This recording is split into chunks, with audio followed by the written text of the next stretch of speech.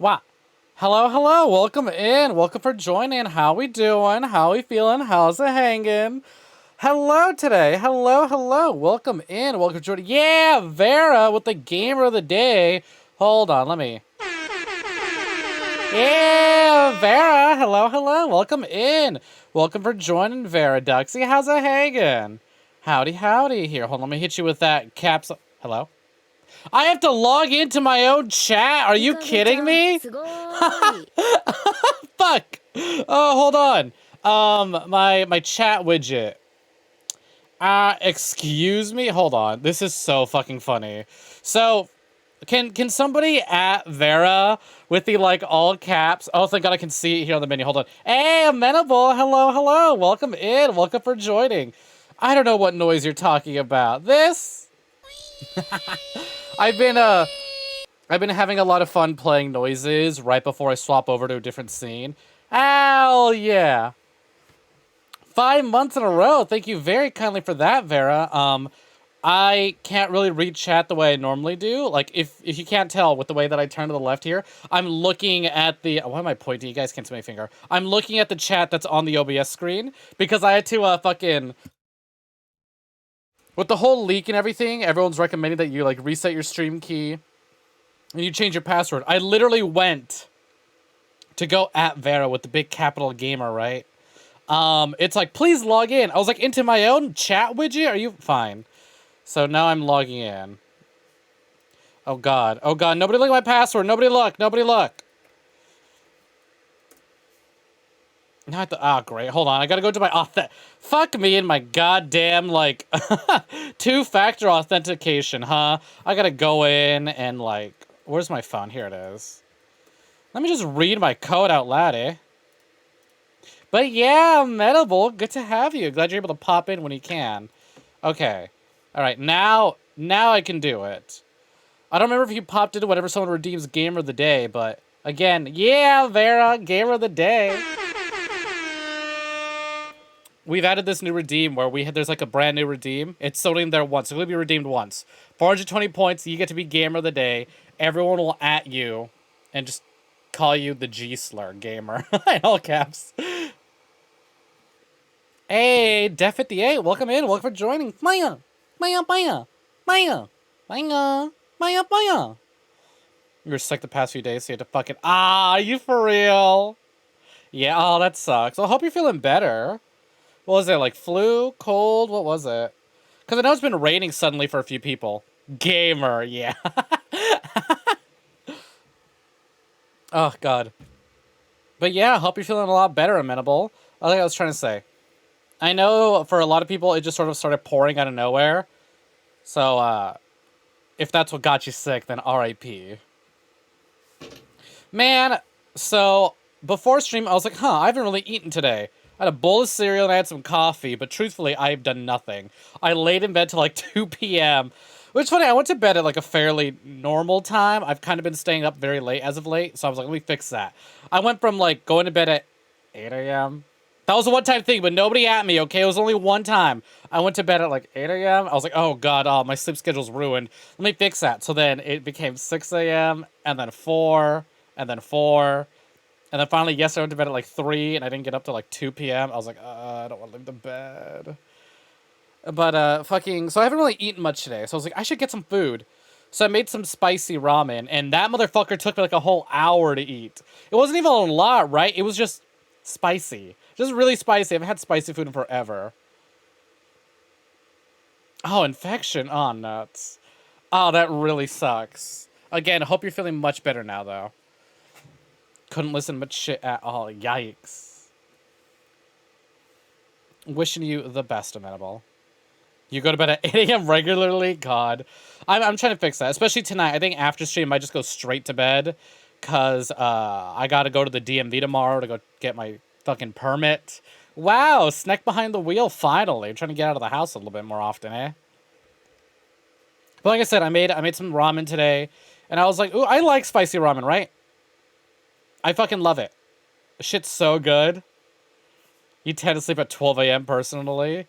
God, how, what, but I remember back in the day, 11 p.m. used to be late for me. I used to be like, oh my God, it's 11 p.m. It's almost midnight, so late. And then on like the craziest of days, I'll be like, oh, 1 a.m. Oh, I'm really pushing it. And then 3 a.m. became my average bedtime. Yeah, I believe in you, Amenable.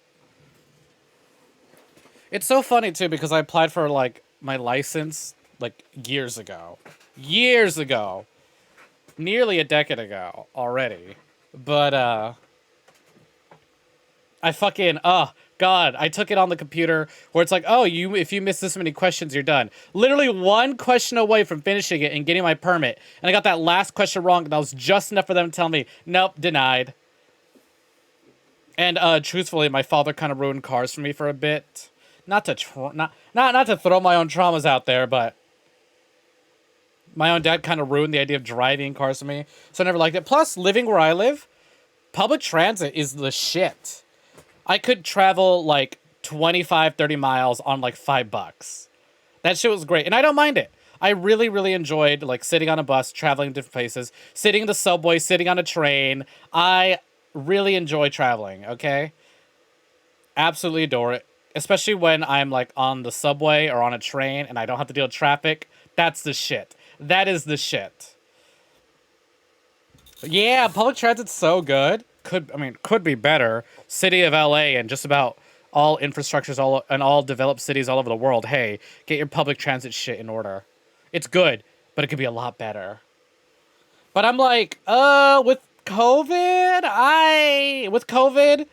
I don't want to do this anymore. No, thank you. I'm going to get behind the wheel. Well, not just that. I'm like, with COVID and with the fact that, like, Ubers have gone up to, like, $50 for me to travel somewhere that used to only cost me, like, fucking $12. No, thank you. Okay? I'm fucking done. I am done. I was like, okay, all right. I don't have time. I don't have time to deal with fucking past fears and rationalities. Nah, a bitch is broke, okay? I may have fears and I may have like insecurities and all that. Nah, I'm too broke for that. Nope, no, I'm getting a car. I'm getting behind the wheel. I ain't dealing with this shit. Nope. No, thank you. No, thank you.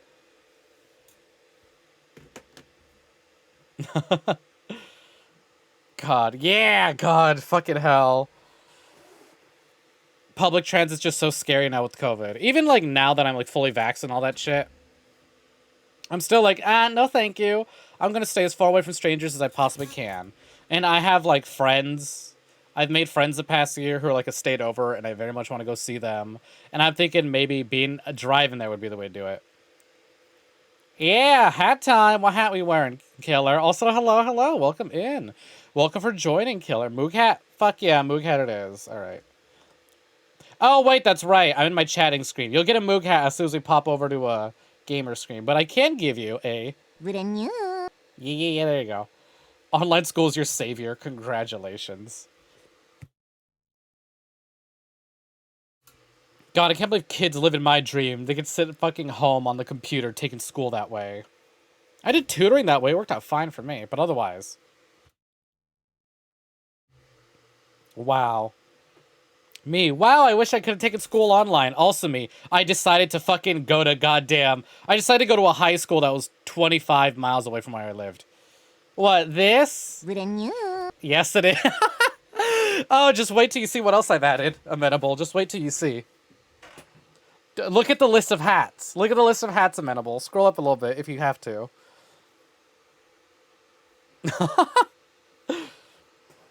Oh, yeah. Oh, I don't know if any of y'all saw in the Discord. I posted on the photos channel. Bye! Bye! Bye! Bye! Bye! Bye! Bye! Oh, bye! Why did I say Pollo? Why did I switch over to Pollo? Bye! Bye!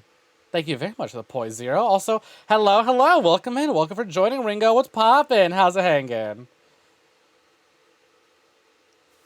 Then I added what as redemption? Oh, the, do you mean the Neko Arc hat? Or do you mean the Neko Arc Buddin You sound? Hey, what's poppin', gamers? How's it hanging? We're about to get started with some Silver Case right now. Ah, you're playing the Melty Blood. Are you playing the original Melty Blood, or are you playing the brand new one? Because either way, hell yeah, congrats on that. I've been playing some Guilty Gear with some friends. I would like to play Melty Blood, but I don't know shit about it. I've seen some combo videos and I go, wow, looks kind of scary. I'm a bit intimidated getting into that. And also, truthfully, I can't. I one fighting game at a time, please, thank you. I'd rather sit down and learn Guilty Gear and play that. All my friends already have that. But I'm glad you're enjoying it. I would love to see I would love to see the Tsukihime remake get brought over to English, so that'd be neat. Yeah, glad you're having fun. That's, you know what, I really like, even though a lot of these newer fighting games still have that, like, high as hell skill ceiling, a lot of them, I feel like they're a lot more accessible now. Or maybe my understanding of, like, punch button and ability to remember, like, inputs a lot easier. Because it used to just be like, I only know how to play Mortal Kombat, and that's it. But now it's like, ooh, yeah, I can play some Guilty Gear. Ooh, UMBC 3. I'll do that. I'll fucking do that. I just wish I was better at them, you know?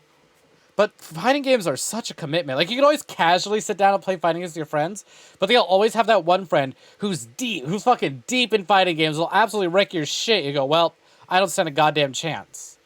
It's always nice to find a friend who's around your skill level, so y'all can just go back and forth and improve on each other, as opposed to getting styled on by the same, like, absolute beast of a player. But, like, fighting games are a commitment, you know? Like, you can play them at a casual level with some other casual friends, but if you really want to get into it and learn a character, I think something that's helped me with fighting games is that I've decided I'm not gonna, like... I'm gonna try everyone out, but I will eventually pick one character to main. I'm gonna sit down and take the time to try and learn that character. You got attached to 2 of the terrible villains, so you're just waiting for Tsukihime release too? Yeah!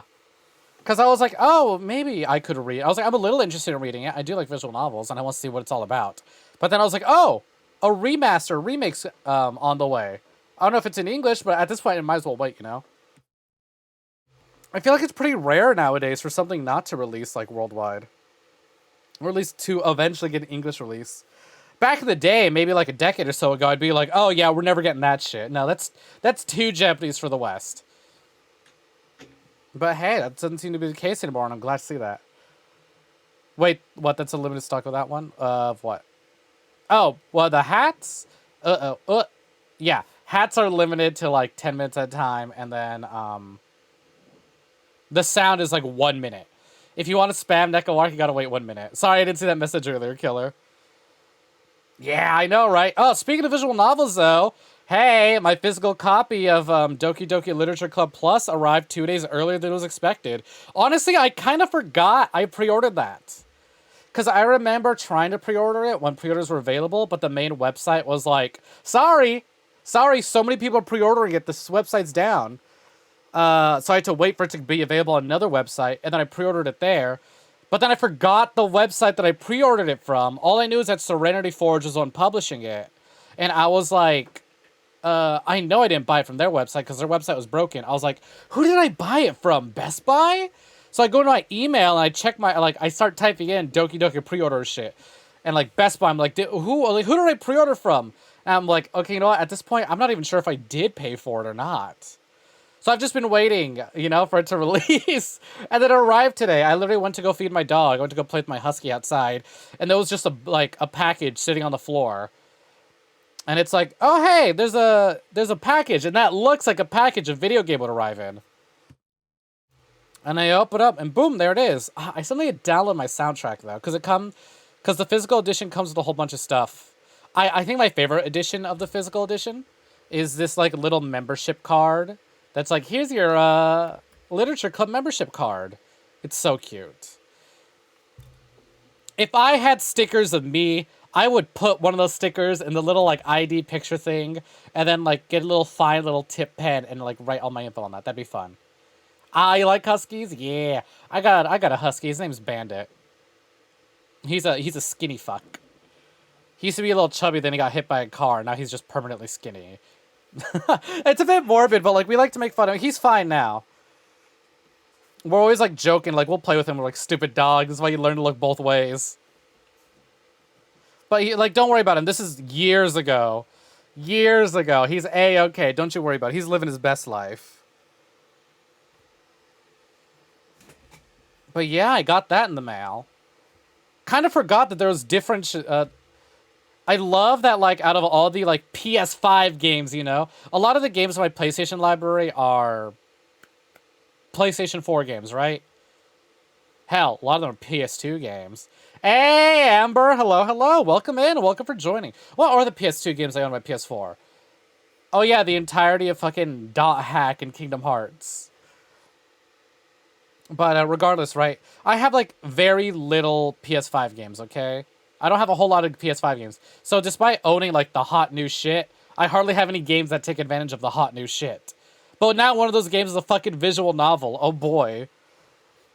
I'm really curious to see how a visual novel that relies on your, like, desktop information is gonna work on a console, you know? So I think something I'm gonna miss. Ooh, I would love it if the game knew that it was plugged into a capture card. That'd be fun. Because I think one of my favorite things from when I streamed Doki Doki way back when was the game knew that I was live streaming and played a jump scare just to fuck with me. What is this game about? Yeah! So, you know what, speaking of the game, why don't we hop into that, huh? Ba-ba, ba-ba, ba-ba. Yeah, there we go. And look, Mook's hat ready. There you go, killer. Mook hat time.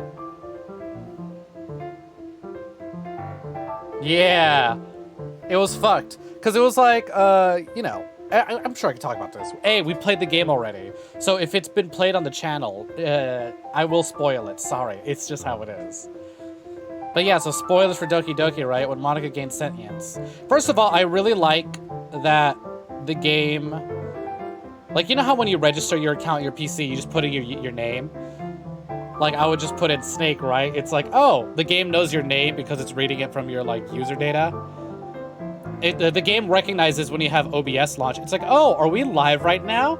Here, let me say something to the camera. And then she scares you. That's really neat. I like that. But yeah, welcome in. This is a silver case. Okay, cool. So as you can tell, Amenable, this is a Suda51 game, Grasshopper Manufacturer, up there in the right-hand corner. Silver Case is Grasshopper's first game, actually. Even though Suda's been in the business for a long time, this is the first game as like a studio, Grasshopper Manufacturer. The Silver Case is a sort of like, what is it? It's a sort of like, not, I wouldn't say horror. There's definitely some horror elements in here, but it's a like crime, drama, mystery sort of game. We play as two different characters, right? We play as Big Dick and Tokyo Morishima. Big Dick is just a nickname we've been given. You get to name your character. As far as I know, their canonical name is Akira, but we went with Snek, of course. We are part of the Heinous Crimes Unit, a investigation unit tasked with, well, you know, we'll solve heinous crimes, right? The title of the game comes from a case involving notorious assassin slash serial killer Kamui Urehara, who's committed a whole lot of like political assassinations and killed several people. He's a notorious serial killer, but kind of like Kira in Death Note. Some people are like, he's killed bad people, he's killed shitty politicians, he's a cool guy, he has a following, you know? This game takes place in 1999, the same year the game was released, actually. And each chapter is like a different case with a whole bunch of different crimes. Yeah, this is our favorite character, is Kusabi. I love him. I had some friends who were like, oh, we love Kusabi. And then I was like, yeah, because she's so pretty. Anyway, so I'm playing the intro for you. These are all our people on the Heinous Crimes Unit. So like we'll be assigned different cases and we'll go solve those cases. It's a bit confusing every now and again. And so far, the game doesn't, like, the cases aren't all that linked. But they follow the, like, theme of kill the past and all that. For example, the first case, despite having been arrested, the notorious serial killer Kamui Urehara, who, by the way, is in No More Heroes 3, has escaped and is killing again. So it's up to us to figure out who he's going to kill next and to capture him. Spoilers for the first chapter. Turns out it wasn't Kamui. Kamui escaped, but then he was immediately kidnapped by one of his former like lovers, right? And she was going out killing other women that Kamui had been with because she was jealous. She wanted to be the only one with Kamui. So we found Kamui, like, tied up and gagged in, like, this woman's closet. And so now he's arrested again. But of course, like I said, he's a notorious killer. He has, like, huge following. You're not feeling so well, Vera? All right, for sure. Take care. Thank you so much for popping in regardless, Vera. Have a good one. And get well soon. But yeah. Second case, we were trying to solve the, like, death of this one small child. Third case. What was the third case? I remember really liking it, but I can't. Hold on. So we had Decoy Man, Yume, Spectrum. That's the kids. Parade! Oh, yeah, that's right. Oh, Parade was one of my favorites. So this one, third case was really cool, right? It involved, like, we were on a stakeout, watching this one guy's, like, this one CEO's house. And despite watching his house 24/7, somehow his house blows up and he's been kidnapped. So we have to figure out where he is. We're getting, like, cryptic video messages from the people who kidnapped him, saying that they have him. And we're trying to figure out where he is. Turns out, someone on our team, our department, Kusabi's own partner, Sumio, was one of the people who's responsible for the kidnapping of the CEO guy. Turns out he owned a, like, factory that was, like, polluting the environment near this one small village. And the people in that village were, like, tired of it and they were ready to, like, storm the factory and, like, burn it all down and shit. And so mad at this company that, like, these people offered up their own daughter to the village as, like, sacrifice to be left alone. And that girl was Sumio's friend, so he had spent him and some other friends who were kids and friends with this girl had decided to spend the next 20 years plotting their revenge against this company. He joined our team.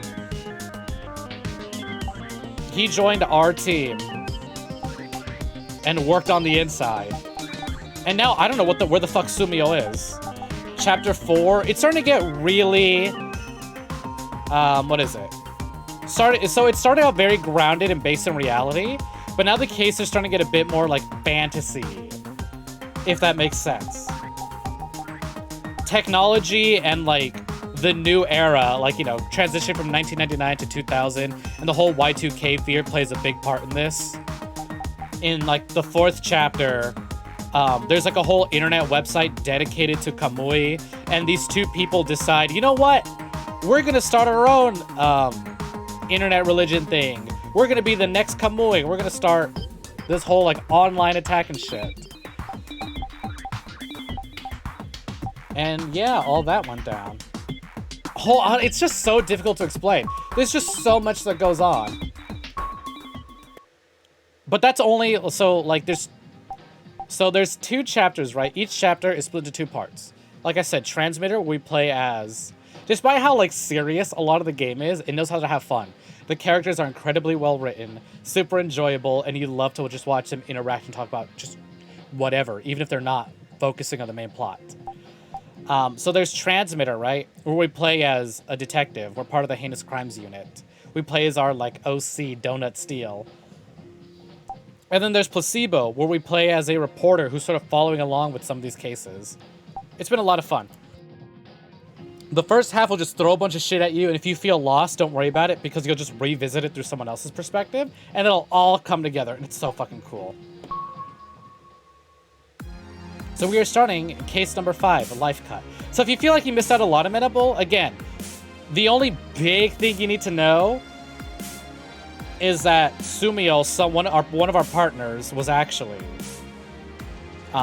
someone was actually not who he says he is, and that Kamui Urahara is a notorious assassin serial killer.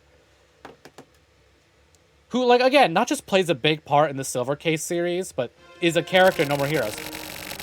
Ooh. Hey, what the hell?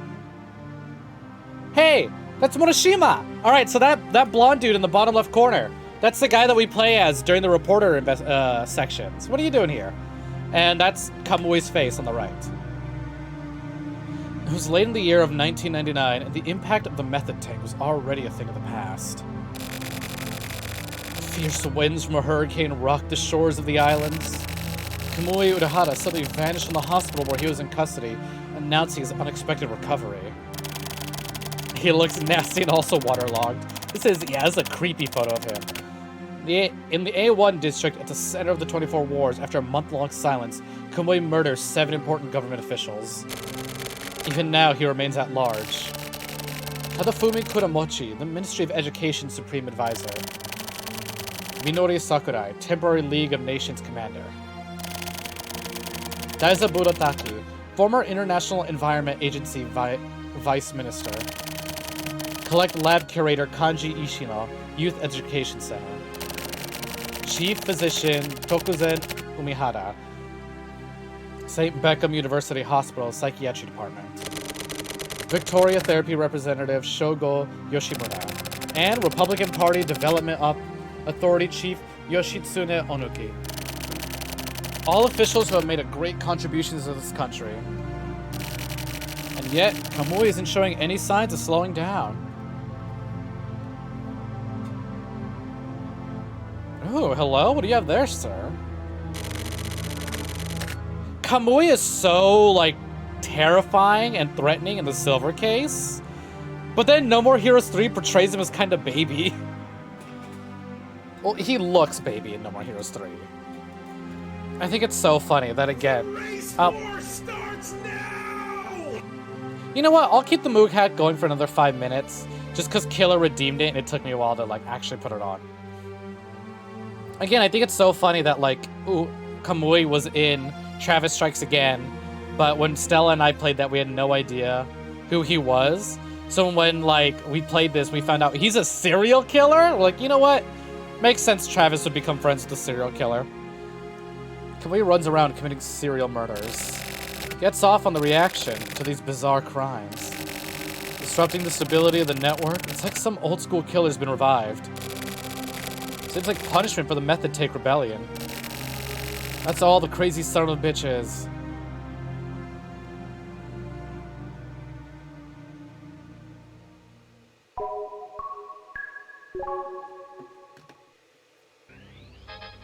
Oh, hello, what is this? Ooh, but yeah, Metal, you're in for a treat. This is your first time seeing Silver Case. As you can see, the presentation of the visual novel is like any other game. Super unique. And stylish, too. And don't worry if this looks pixely as fuck. Trust me, it looks pixely as fuck as on my screen, too. Despite us playing on the Nintendo Switch and not a PS1. I think that's the point, though.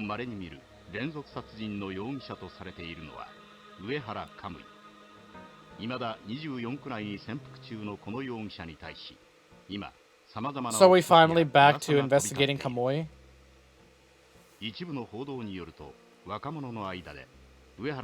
Yeah, so here to go. He's saying that some people consider Kamui a savior.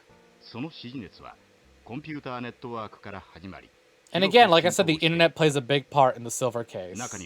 Surprisingly, a lot of shit still really relevant from this game, despite releasing over 20 years ago. Has it been 20?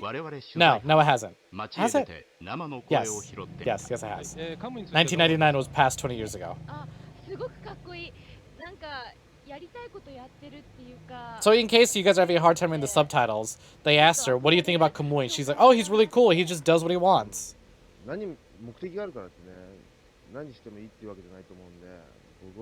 This person says that sure he has an objective, but isn't given the right to do what he wants. She says she doesn't agree with killing people regardless.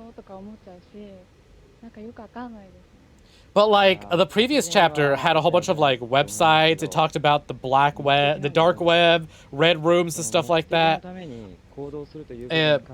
Suicide warning, but like there was an idol who was having her like life recorded and she didn't know it. So when she found out, she took her own life. And like talks about privacy and all that. I was like, god damn. Suda really understood what the internet was and was going to become 20 years down the line. So here they are, they're saying like Kamui's killings are considered political terrorism. Because again, he's killing a lot of like big political figureheads.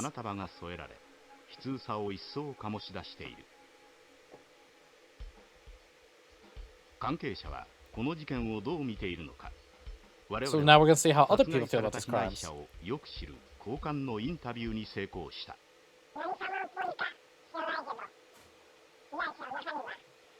So this guy says he knew the victims personally. And I took that personally, he basically says.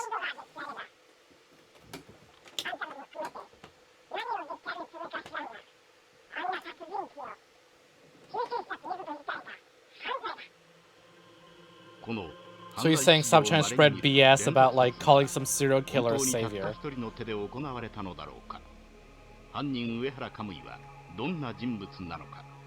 Who is Kamui Hara? その糸口を得るため、実際にカムイ本人と接触した人物から重要な話を聞くことができた。 Yo, with the way his hair's styled, are you supposed to be like the IRL stand-in for Morishima? No, because Morishima doesn't know Kamui. So why would this be him? Just similar hairstyles, though.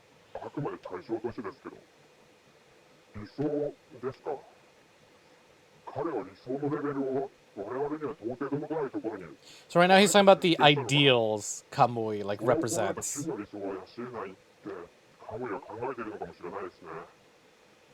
I did kind of look away, so I missed the beginning of it.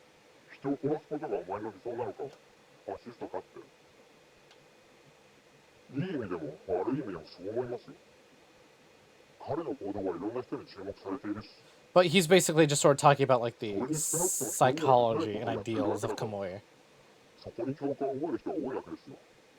The race war starts now! He's talking about how different people can view Kamui. So this is a place called Kamui Point. They call it Kamui Point because a lot of people believe Kamui was born and raised here, or at least raised here.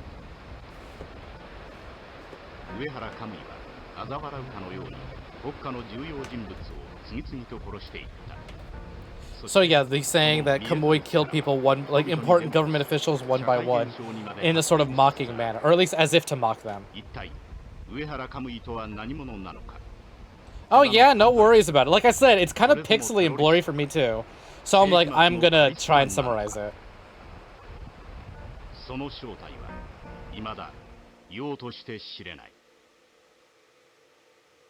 I could read it word for word, but I don't want to like talk over it too much.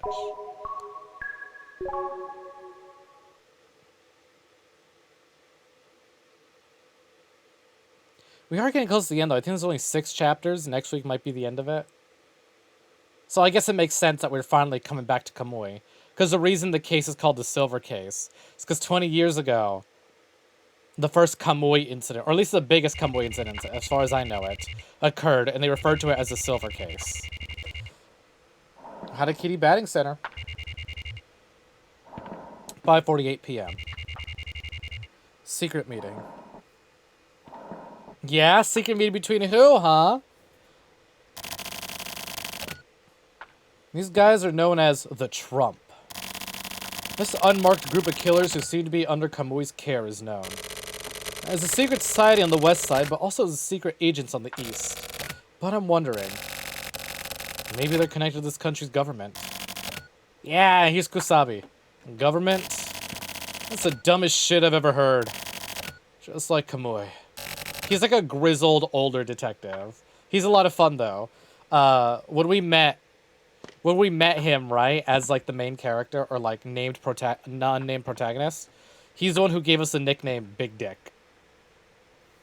I love bringing up this fact because it shows you like after all that we just read through, that shit's serious as fuck. And then we have characters calling us Big Dick, and then he turns to his partner. What do you think? He goes, Big Dick, huh? Yeah, that's an awesome nickname. When you expect the partner to be like the straight man going, what are you doing? Stop, quit playing around. They're goose, they know how to have fun. Another joke. Tetsu, you know, right? The mystery surrounding Kamui? The rage that followed his appearance? Well, that's ridiculous. He's not some mystical fucking beast. Just a criminal. Alright then. How else do you explain shitty organizations that get desperate like Kamui? Of course, idiots like you would turn those shitbags into some kind of fantastic monster. It's always a crazy-ass romanticist that get the general public worked up.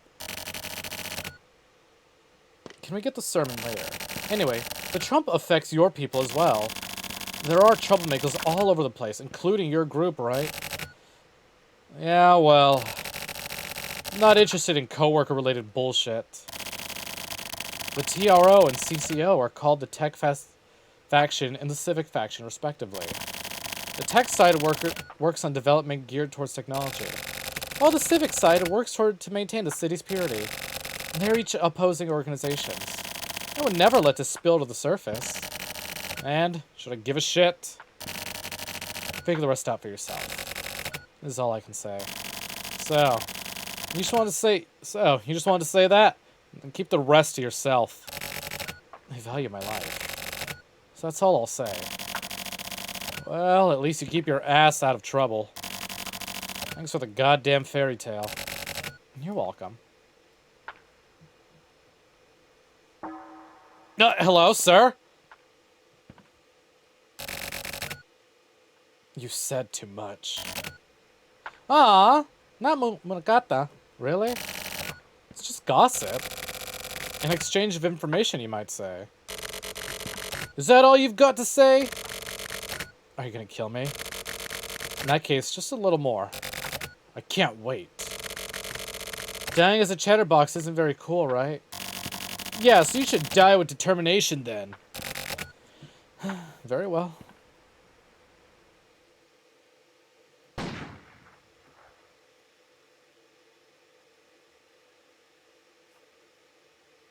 Aw.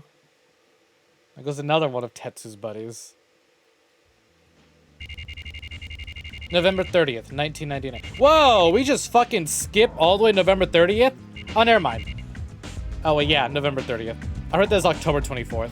Man, I was hoping the game, like, the timeline in-game would match up with the timeline IRL. Because it was September last we left off. So I was hoping it would be October when we started this. Alright, I've got a few announcements. In Heinous Crimes Unit 2, Sumio Kodai has been dismissed. Ah, jeez, I wonder why Sumio's been dismissed. Actually, because of this, Unit 2 is finished. Usabi, you'll be moved to Unit 1. Basically, head over to the main force of the HC unit. Got it? It's an order, right? Yes, it is. Additionally, Chief Director Kotobuki has been promoted to Deputy Commissioner, making me, Nakatagawa, your next Chief Director. Let's keep up the good work. A notice from Central. They started an intense crime eradication campaign. Obviously, this includes dealing with Kamui. Central has doubts about the HZ unit's system. So, in order to help our investigations, they felt it necessary to call in a couple experts. Let me introduce our newcomers. Mikoshiba and Natsume. Oh, she's pretty. I like her hair. I'm Kenta Mokoshiba. I'm a transfer from Central's External Affairs Department. He reminds me of someone, but I can't remember who at the moment. Looking forward to working with you all. I'm Sakura Natsume, formerly of the Special Forces Office. Looking forward to working with you. Natsume's father is the same Natsume from the Special Forces unit. Oh! I think you know him pretty well, Snek. He's helped us out a lot. So, Mikoshiba, you work with Kusabi. Natsume, you work with Snek. Are we clear?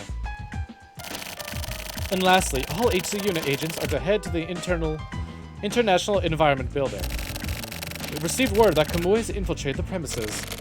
Lead him to the roof of the building. Don't worry about capturing him. Just make sure he doesn't hurt anyone else.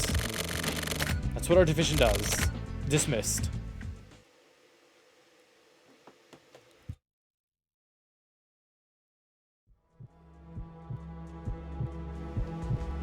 No, heartbeat. Kinda tense. Same day. Office 24. 2:50 p.m.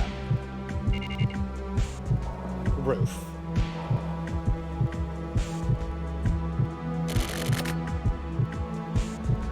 Sorry, Tetsu. That's fine. I'm a positive guy. I'm forward-thinking, whatever it's called. It's gonna get colder. That's not like you, old man. What's wrong? Tetsu? Yeah? Look after Natsume's daughter for me. It'll be tough for Snek, but... You mean Sakura? And I guess Natsume's...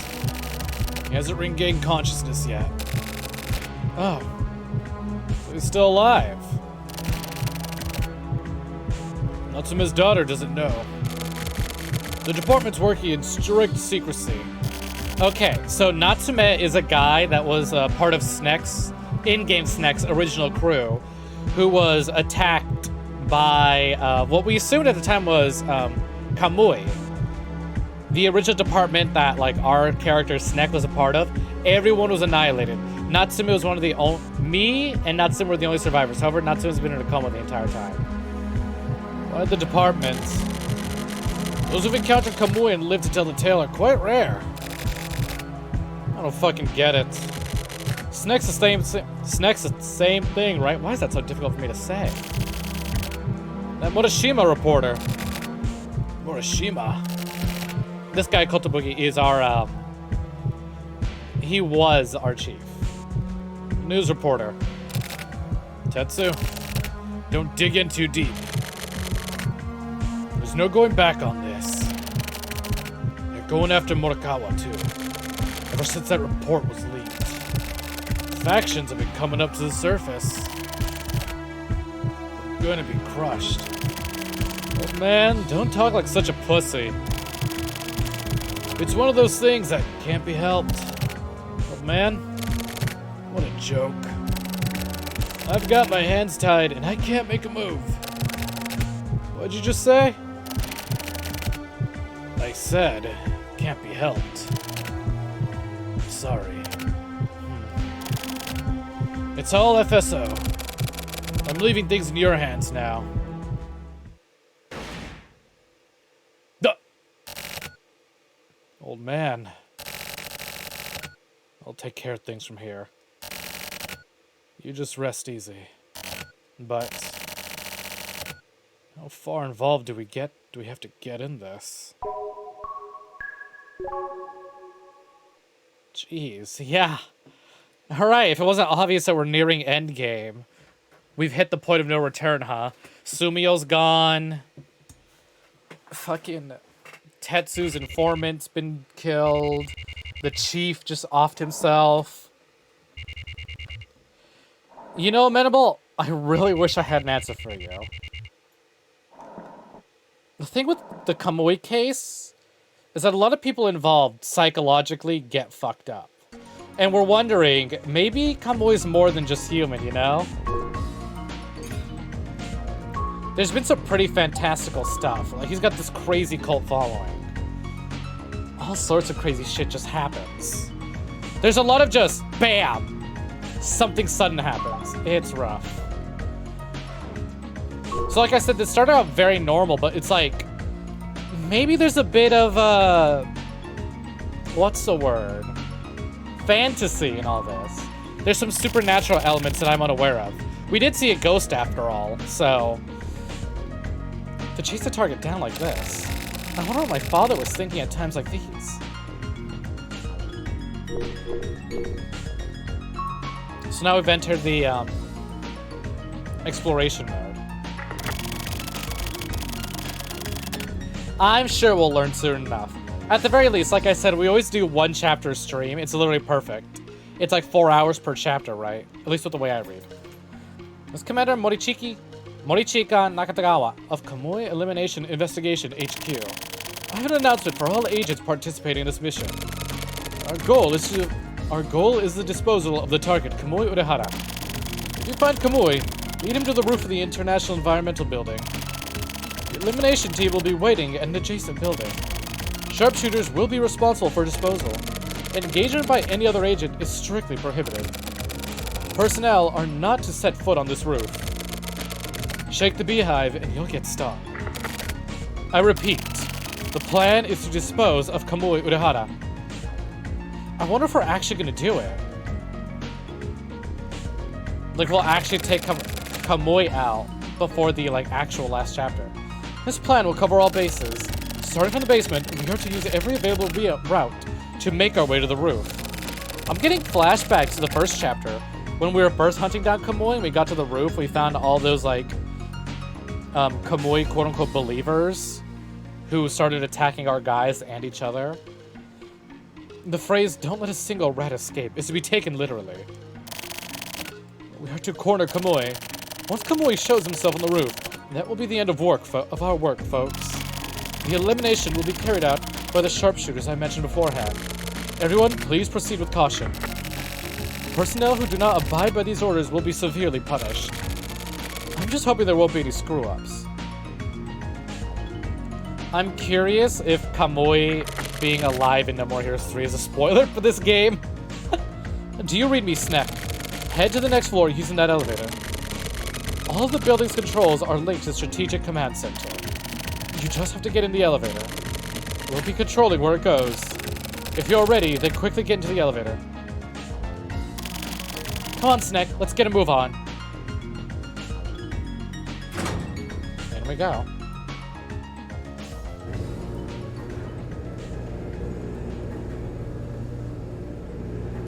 I'm just really eager to see how this story goes.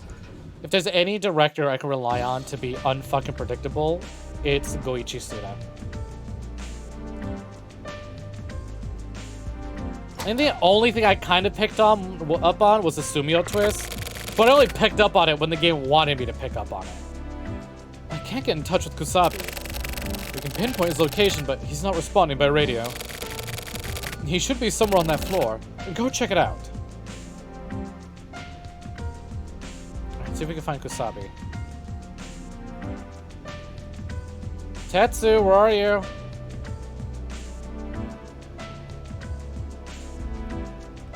Can I interact with this? Nope. Just Sakura.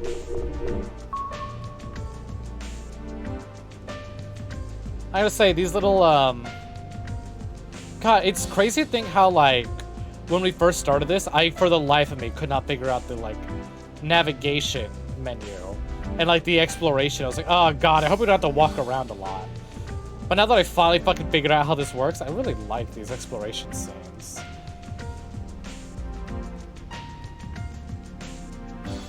Now, here we go. Here's a contact point. Big dick. I'm gonna disappear for a bit. There's a lot of crazy shit going on. And, well, I just can't trust anyone anymore. Watch your back, okay? You're Natsuma's daughter, huh? I'm Sakura. I looked up to my father. And to you. That's why I chose this job. Don't get flustered. Trust this. Be suspicious of the truth. The truth and facts are different. That's what I'm after. Big dick. Teach this young lady well. Make her the best. I wonder if Sakura's that lady for the 25th ward that I see a lot. Or that's an entirely different character. Enough. Get back to the elevator. See ya, Kusabi. I'm a bit upset that I won't get to see him a lot. He's kind of the funnest part about this. You didn't hear the radio? Let's get back to the elevator, quickly.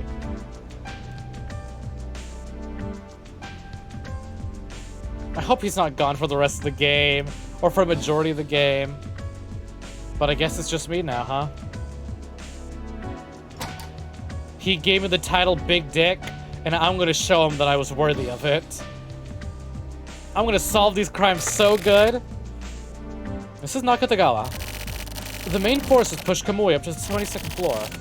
You patrol the 19th floor. Got it. See ya, Tetsu.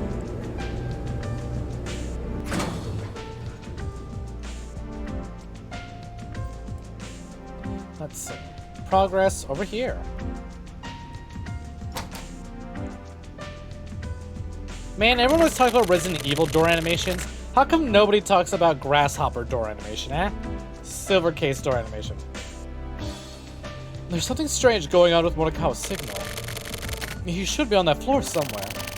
But hurry up and check it out. Oh, Morikawa's here, huh? Oh, there he is.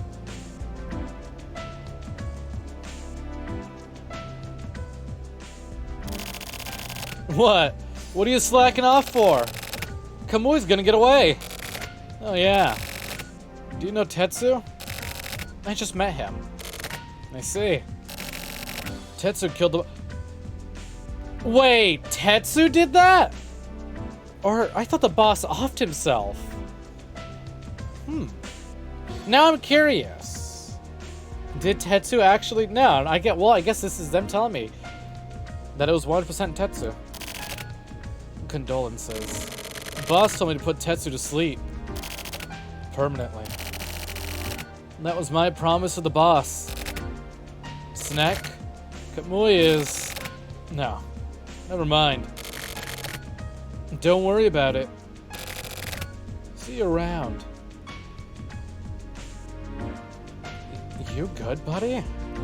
Do you go back to the elevator now, or do I take the stairs that I saw over there? What the hell? So Tetsu killed the boss, and the boss told him to take out Tetsu? These are things that really get me during these chapters, is that, like, I know we're just gonna be lost the entire time. It won't be until we, look at everything from the reporter's perspective that it all makes sense. Snek, you haven't seen Tetsu, have you? Morikawa had Tetsu. He had to be stopped. They say Kusabi killed Deputy Commissioner Kotobuki. How do you? Just now, Morikawa. Morikawa. Thanks. Please, hold on a moment. What? Why are we going after Kamui like this? Isn't there another way for him to... They don't have time to debate crime and punishment. If you want, you can answer those questions in your own thesis or something. Right now, we just need to follow orders. I just don't understand. You can understand even without understanding. That's how it is on these streets. Tell me, please. After Kamui dies, it'll be too late. Fine then, I'll tell you. Kamui doesn't mean the person in that body. What? Even if the body is destroyed, the crime virus that's been spread by Kamui lives in the information people possess. The media amplifies this, encourages it even. Kamui will exist within society for as long as that virus remains. If we don't stop him, this virus will never stop. That's why he must be executed. You can't analyze the mechanics behind crime, because it lurks in the subconscious. Removing Kamui from the people's consciousness requires a truly awful execution. That's why Nakagawa is leading him to the roof. And to make sure it's all captured live, there are teams of camera crews on standby. Understand? But why? The HC unit was created to deal with people. Do you even know what your father did? My father? What do you mean about what my father did? I shouldn't tease you so much. You'll understand soon enough. Don't you even try changing the subject. Stupid girls like you really are a pain. I bet you think you can do anything, don't you? Well, good luck. I'm sure it'll be no problem for you. What the hell does that mean? Snek, you understand what Kamui's about, right? Don't you believe him? Kamui's not one with whom you want to get too familiar. Whatever Nakagawa's planning is extremely dangerous. Same goes for Kusabi and Morikawa. They're probably getting caught up in some crazy stuff. I just hope you're not one of these frontier types. Also, do something about this stupid girl. Heart emote.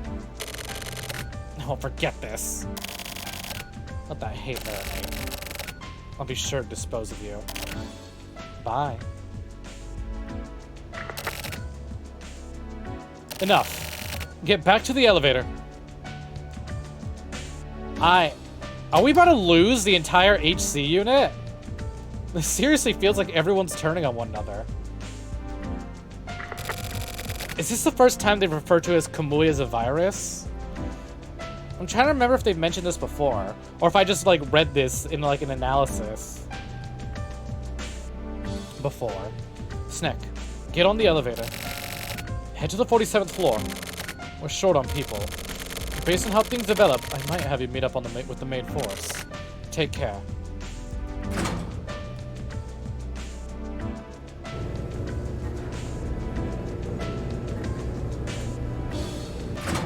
God, I love the concept. Crime is a virus. It doesn't matter if you take out the person committing the crime. Crime will still continue to exist. I wonder if they quite literally mean that Kamui is the virus. Or this is just like... Hello? Hey, you're that new guy. Natsume. Have you seen Kusabi? What is it? You're Snek, right? Have you seen Kusabi? I got a bad feeling about this. They say that guy killed the former chief director. And Nakagawa told me to dispose of him. Good thing I got this story so quickly. Guess I'm just lucky, huh? Yeah. Hey, Snek, if you see Kusabi, let me know. You too, Natsume. I don't want Morikawa and Hachisuka getting ahead. I'm counting on you guys. Oh, did you know? Kamui didn't actually kill anyone. I don't really get what's going on here. Huh. What does he mean by that? Snek, there have been some developments. I need you back at the elevator, ASAP. On it. No shit, which way is it back?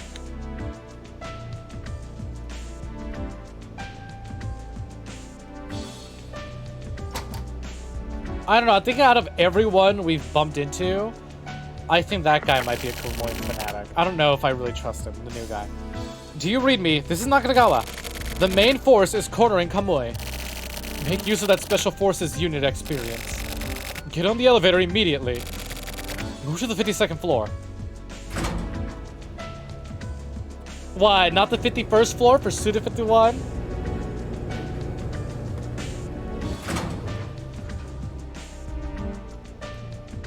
We're here. So, Kamui's up here, huh? Listen carefully, Snek. There's a pinpoint on that floor other than Kamui. Go check it out immediately. If necessary, dispose of them.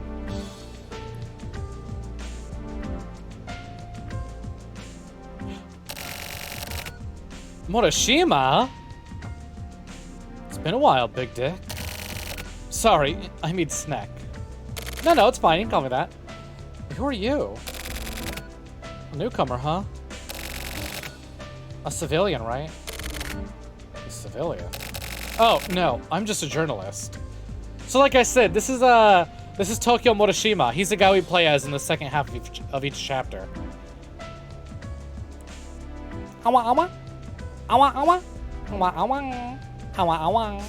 Awa awa. Thank you for the awa awas. No, I'm just a journalist. This area is dangerous. You need to get out of here. There's a possibility you may be mistaken for the suspect. I'm fine. I'm used to it. You could be killed. So, last time we played as Morishima, right? He's been following the Kamui case, right? He's been investigating it. He was hired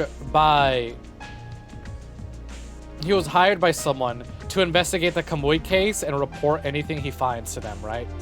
And like write a whole thing about it. Turns out, he also met and interviewed someone who's like a big Kamui fanatic and knows a lot about Kamui. And then while investigating Kamui, right, we were in a chat room with one of our friends talking about the whole case. Someone who's helping us investigate it. The chat room was hacked by someone called the Bat. And the Bat said, stop investigating Kamui if you value your life. So after being threatened by the Bat, we tried to uncover the Bat's identity. Turns out the Bat was the guy who we initially interviewed about Kamui. He had been kind of watching our like online traces and following us around on the internet, seeing us as we like pull our investigation. He was about to kill us, and he reveals that the guy who hired us isn't actually our former boss that we used to work for at some old like, you know, journalism publication thing. Is actually someone who's part of a syndicate that like watches over Kamui. This dude was about to kill us, but then he was killed by the syndicate instead. So now we're like, okay, we were being watched by someone, but the person who was watching us is now dead, and now we just found out that he was being watched, and now the people that was watching him are now watching us. Great. We thought we were just hired by our old boss to investigate Kamui. Turns out it was someone else entirely different that we don't know. His chapters were a lot of fun, though. So now I'm wondering what he's doing here. Because ever since he bumped into Kamui in the shopping mall, after like a big old incident, murder incident, he hasn't really been feeling the same. Spyception, yeah. It's been really cool though. I really like his character. He's a lot of fun. Oh, I just remembered. At the end of his chapter, he calls his friend to come and pick up his turtle because in the next morning he'll be gone. He has a pet turtle named Red, who's a red-eared, what do they call it? Red-eared slider, which I have one though. So every time I pass by my turtle, I'm like, nice. I was like, oh, nice Silvercase reference. But, he was taken away by some guys at the end of his last chapter. That's right. I forgot about that. I wonder if they brought him here. You could be killed. Really? I'm out then. Oh, okay. Well, you know what? Glad to see he's still sane. Oh, shit. My life's in danger? All right, I'm out. Please make it quick. Oh, Snek. One last thing. I figured out the secrets. All of them. Read the email. Later. I need you to go now. All right, all right.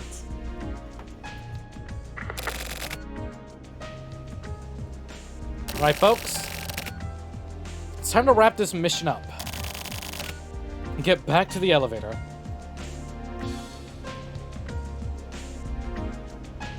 Well, you know what? I'm very glad to see that we didn't have to take out Motoshima. And Motoshima wasn't going to be like, oh, I could be killed. It's whatever.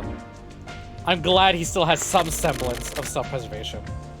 Hey, Snom. Hello, hello. Welcome in. Welcome to joining. What's poppin'? What sort of beads do you make?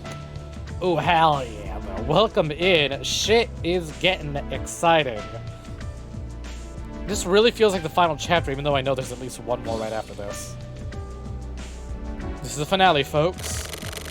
The main force has cornered Kamui on the top floor. Reinforcements report immediately. Just leave the rooftop disposal to the sharpshooters. Yo, chicken pesto. White sauce pizza? Pizza. White sauce pizza? Count me the fuck in. Oh, it's so good. Move accordingly. Over and out. Shit, are we actually about to finally capture Kamui? Because we thought we were going to capture Kamui at the very start of the game. Turns out it wasn't even him. We've cornered Kamui on the top floor. Snek, you're the closest. Lead him into the stairwell leading to the roof. You and Natsume split up. Got it. Be careful. Oh shit. FMV? Hey, yeah, that's Kamui. Nice ass pouch, dork. You look far less baby than you do in No More Heroes 3. You look quite literally like the exact opposite of you do in No More Heroes 3. Oh, anime cutscene? Because I know the Silvercase has a lot of those. Or, not a lot. We've only seen like 2 or 3, but still.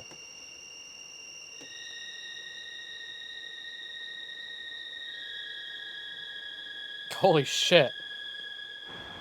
They really went all out with all these snipers.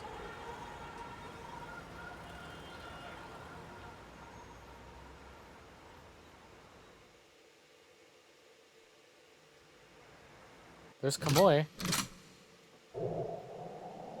Jesus.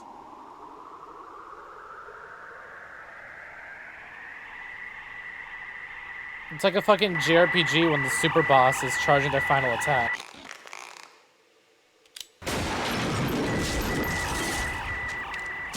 There was Kamui.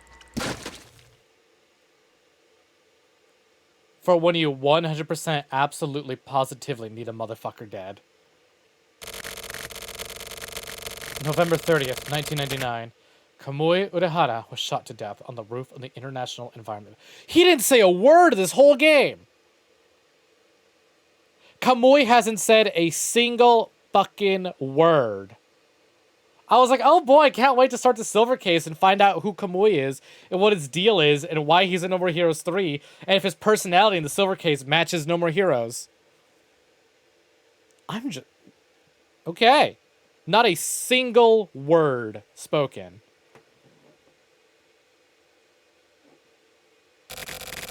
Kamui's remains, turned into Swiss cheese by the sharpshooters, were quickly dealt with by the crime scene cleanup crew.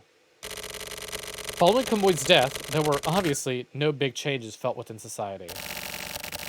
And all those media crews that had followed Kamui so closely were stubbornly silent. As Kamui was executed, so too were the words of the people. And the few who saw hope in Kamui also lost a part of themselves. I, too, lost a part of myself. And so, Kusabi, Morikawa, and Chizuru from the 24 Ward's Heinous Crimes Unit were never seen again after Kamui's execution. And in the midst of this commotion, a single man kept at his work. I mean, you misgendered me, but still. A single person kept at their work. It was Snek. Am I really not going to see them again?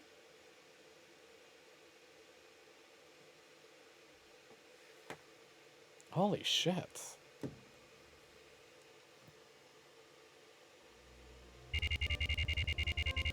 December 24th, 1999, Friday.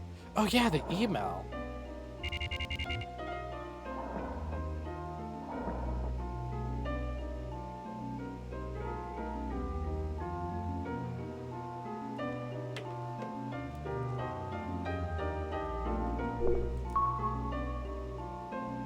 Damn, kind of a shame you missed out.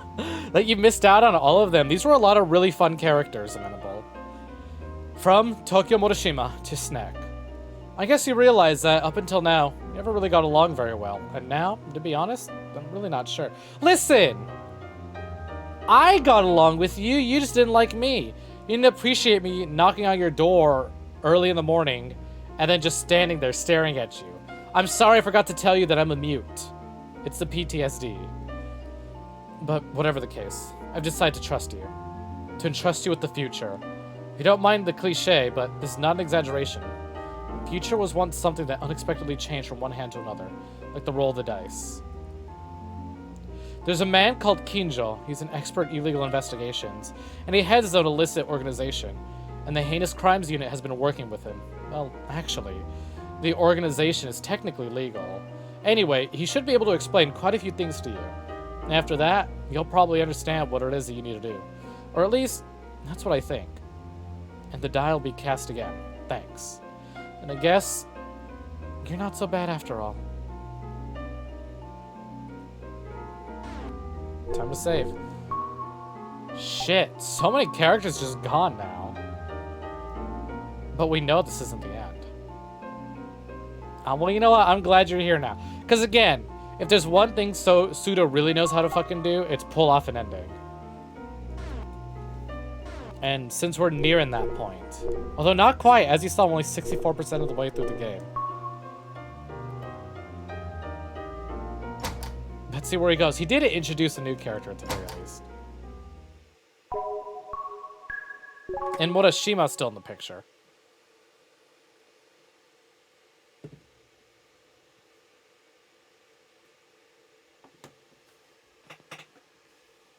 Where are we headed? Kinjo building. Same day. Kinjo building. Alright, what time is it? 3:01 p.m. Secret garden.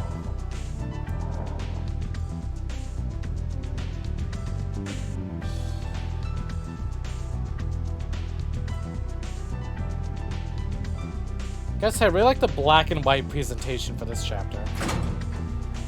Because all chapters have like custom... Ooh. Let's start from the bottom and work our way to the top, eh? Oh, I'm already on the first floor. Okay. Second floor then.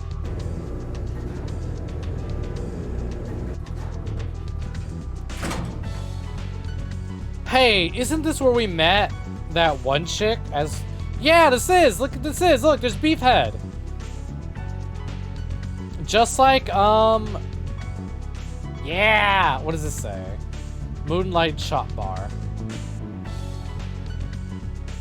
I can't fucking believe how much Suda reuses things. I never would have fucking guessed that Beefhead Video, the video store that Travis always goes to in No More Heroes 3, was also a location here in fucking Silver Case. I mean, it's a different location. It's not a video store, but still. There's a Northern Jack. And then look at that, bad girl. I know it's a saying, it's a phrase, bad girl. But still, come on.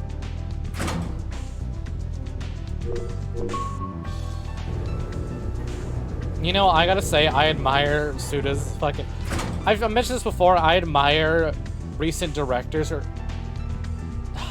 Then there's Flower, Sun, and Bar. Which, for those of you who don't know, there's a game that takes place after Silver Case. Suda has another game called Flower, Sun, and Rain. Jesus Christ. He literally just based his entire career off this one title. He made Silver Case and went, I am crazy about my own creation. Every game after this will reference this in some way or another. I respect that. It says contact point here. Comic book?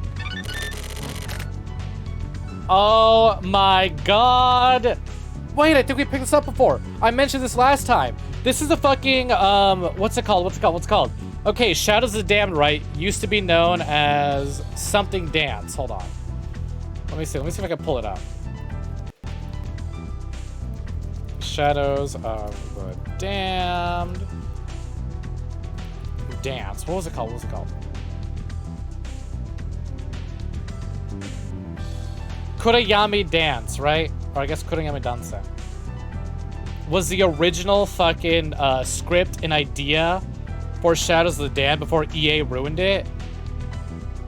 This is the exact same fucking art style, if not the actual cover art, for the one-shot manga that was released for Kurayama Dance. Maybe not the exact cover. I think the cover is different. But this is literally the style. Jesus Christ. It's so fun actually going back and coming to this game after we've already covered a majority of Suda's work on the channel. And like pinpointing, hey, I remember you, and I remember you, and I remember you. I was like, hey, you're this thing. You're gonna become this thing in the future, and you're gonna become this thing in the future. Or a thing in the future is gonna reference you. Holy shit. You know, honestly, I have like, not to be that person, but I do have a story of my own that I want to work on. And have been, like, messing around and playing with. And it has, like, ideas similar to Suda. It's like, well, I think the idea of the universe itself is just too good to just leave at a one-note story. It's like, man, this shit inspires, you know? Kind of like how Yoko Taro has everything, like, relate all the way back to Drakengard. Everything has to pinpoint back to Drakengard.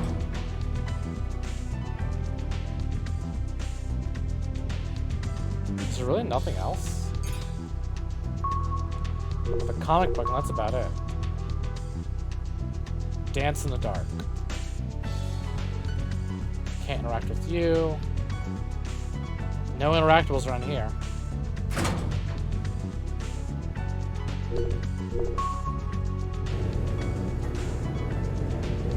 But I mean, again, technically speaking, when I say all these games are connected, it's because they're sequels to one another. They're just not all direct sequels. Oh, this music's creepy. Oh, you're creepy. You did well, Snek. Oh, wait, I missed your name. Do you remember me? No, I don't suspect that you do. Since you know we've never met before, don't be so tense. You have nothing to worry about. I've got a message from Morikawa. He wanted to see you. But I didn't ask him anything else. So don't ask me a lot of questions either. I'm just a messenger. Kinjo. Hey! Oh yeah. I forgot about introductions. I'm Takeshi Kinjo. I run a backup shop. Even though Morikawa helped me out. You could say that I've been contacted for a variety of jobs. A backup shop runs illegal investigations, like a private police organization. We mostly work with private businesses. If all goes well, then we just disappear. But if there's a mistake in the plan, it's the end of the line. Literally. Heads are cut. Bodies dumped away in a liquid nitrogen tank. Well, all that unfortunate business aside, I've been given a very important job from Morikawa. I'm to entrust all of these riddles to you, Snek. This might take a minute. Need a bathroom break before we get started? In this city, there are connected syndicates. Yes, one of them is a syndicate involved in the redevelopment business in the 24 wards. This may sound suspicious, but you know the truth. In the redevelopment business, large amounts of money change hands. And this is a competition to try and take that money. The group that can get this money is guaranteed capital. In other words, they'll have the country in their hands. The 40-year plan for the 24 wards include the relocation of the capital. Government agencies are based in the 24 wards. That makes this the heart of the government. And if you control the heart, that's right. You may use this country in any way you wish. Through the distribution of electricity, by controlling the flow of information, through the arrangement of public transportation. There are games about building cities, right? Separate the land, invest in high-quality properties, absolute control over administrations. It's all a huge game. There was a fight that took place 20 years ago, below the surface of it all. At that time, people from syndicates were taken out in a series of murders. That's the Silver case. The eldest member of the syndicates were killed. So, Silver. A simple name, don't you think? That's what these idiots gave the serial murderer a name. Kamui. And the groups that gave him that name were the Tech Faction and Civic Faction. The TRO and CCO Alliance. These factions currently make up a major portion of the police force. Between Central and Public Security, Central represents the Tech Faction's TRO, while Public Security represents the Civic Faction's CCO. This area was originally run by several secret societies. It's quite the joke. These two factions created this fictional criminal known as Kamui. The last faction, the Frontier Faction, basically the Conservative Party's FSO. It's created a clear distinction in the government's war. Because of Kamui, the Frontier Faction has been forced into disassembly. Kamui doesn't kill people over personal grudges. He kills for the syndicates. So, as it stands right now, we just learned that this big, scary serial killer that people were touting as their savior, someone who only does political assassinations, as we've been told, is a assassin. He kills political people. He's been hired by other syndicates. The city is known as the 24th Ward, right? 24 wards. Or maybe it's the entirety of Japan. I forget if it's all Japan or just like this big city. But as it stands, it is a sort of like dystopian. So I won't say dystopian, but like everything is split into 24 completely separate wards, right? Think of Judge Dredd and how Judge Dredd, the cities are split into like different. They're all just like big duplicates of one another, but they're all very several distinct locations, right? Like let's take a city, let's take LA, and we'll cut LA into 24 pieces. And instead of calling it, all right, this is Compton, this is Torrance and all that, it would be, this is Ward 1, Ward 2, Ward 3, Ward 4, and all of that. They're all basically built the same way. That's the place that we live in now. And it looks like, in secret, there were all these like syndicates and organizations vying for control, vying for money, for like control of all this. And they basically just hired Kamui. All these people just kept hiring this one assassin, just keep taking out other people from other syndicates. And now Kamui was given a name, and that name, Kamui was given a name, and the media just ran with that. And now Kamui became this idea. Not just this person, but an idea. And represented all these different ideals. Like, we're learning a lot right now. I'm still piecing it together. I might be a little bit wrong, but this is what I'm interpreting it as. Turns out the heinous crimes unit and several other like units and like you said, police factions were in on this. Turns out, hey, we're all just pawns. It has nothing to do with resentment. It's just a conditioned reflex. is how the syndicates operate. It's a free-for-all. You fight to win. If you don't fight, you don't win. The Frontier faction wants to win, so they'll keep fighting. It's not about goals. It's just a natural instinct. A spat between parties. Each faction trying to outwit the other. A catfight, if you will. A real shit show. It's just that this quarrel has reached a larger scale. That's just how it is. People like Kamui don't really exist. See, there we go. His existence is just an idea. The FSO, the one shaking out the previous agreement between the TRO and CCO. That's the answer to all this turmoil. The FSO are the ones who made this idea real. It took 20 years to create Kamui, and they made better. The Kamui who was executed was just a dummy. There are many more to replace him. Kamui was manufactured. Through the shelter kids, the FSO finds faithful little pawns. They're raised in the ground where they become emotionless soldiers. They give their lives to the FSO. That's what Kamui Urahara is. Kamui lives outside of a simple existence. If you open that storage device, Kamui will be resurrected. Someone from the quote-unquote Kamui stock will be chosen, and he'll be called back into existence once again. Except next time, the name may not be Kamui Urahara. Sorry.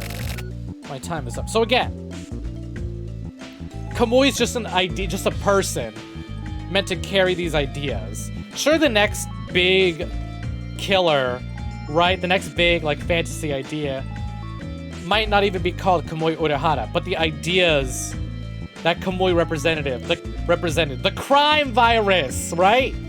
Will continue to spread and live on through someone else. It seems I've been called as well. Snek, I leave the rest to you. So that explains why the Kamui in No More Heroes 3 looks and acts nothing like the Kamui we saw get shot down. Which makes me wonder, right? Because Kamui says he's the main character of his own series. And we know that the Silver Case, the 25th Ward, and Flower, Sun, and Rain are all part of the same series. And I know, you guys don't know, but I know Kamui's in all of them. So that makes me wonder, is it a different Kamui each time? Or is one of those kids who's chosen to become Kamui, but then breaks the cycle, you know? As it stands now, Kamui is dead, but the ideas he represents could live on in someone else. What the fuck? You're not dead? I thought for sure. Hey, Munakata's alive. I want to be done in by such a small fry. That's too bad, eh? Come to settle the score then? Yeah, look, he lived. Oh, really? I'm glad. You know, I'm just speculating. I'm throwing shit out there. I'm throwing what I know and what I think would be neat. You know? No, I'm fine. Actually, I'd quit like you. I don't want to kill you. Well, look at you. Seems you've grown up, Munakata. Let's set the jokes aside. Sure, just for a second. Hey, maybe you can help me out, huh? Could you give me a summary of exactly what the fuck Kamui even is? Oh, Tetsu. Just where did you come from? Huh? What the fuck does that mean? Your faction. I'm no fucking politician. Don't try to hide it. Yes, the old man bit the dust. You killed him, didn't you? Well, yeah. I was saying something about the FSO. The FSO are the conservatives. They use Kamui for their fake world restoration. They're really just trying to recover their political power. The TRO and CCO fade a balancing of power, but when this balance is disrupted, their mutual destruction is inevitable. The FSO is just searching for a chance to wreck the TRO and CCO's relationship. Then the FSO will control the next capital to be the 24 wards. The government. I don't get it. They've all lost their fucking minds. There are two large syndicates and one tiny one. While the two larger groups go at it, the smaller group is making a grab for the country. And their soldier is Kamui. This is the real situation. Huh? Thanks for keeping it simple. Nice and simple. Anyway, I got it. So, Monokata, what do we do now? Who knows? Maybe we should just do whatever we please. Oh yeah? You really think so? Really? Should I just take care of these evil little shits then? Right? That'll be easy. I know exactly who to go after. Thanks.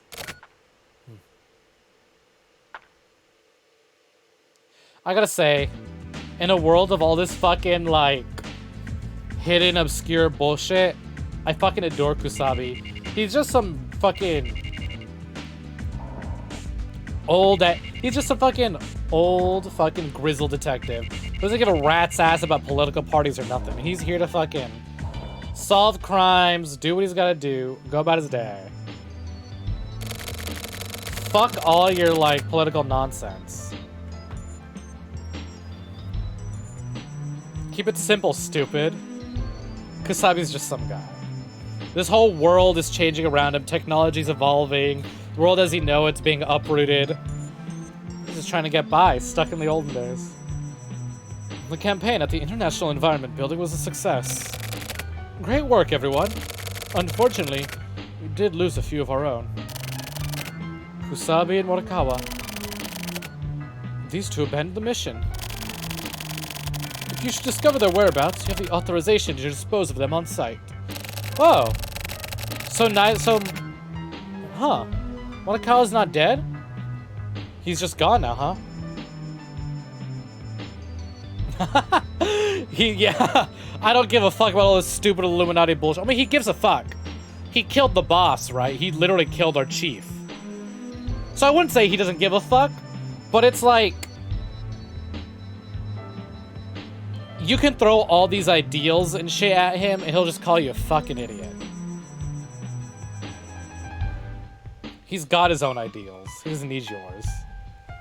Hachisuka has already started taking care of preparations for their disposal. Mikoshiba, Natsume, I want you two to prioritize your elimination. So this is why we have new people on the team, huh? To take out the old people? This is your debut in the elimination business. Now, get this done. With Kamui Urahara's elimination, the crime ring, Trump, was forced to reboot. Now Trump is compromised of 4 people. Here are the materials. Wow. Suda was very much ahead of his time. Crime ring called Trump, huh? Fox Diamond. Buffalo Heart.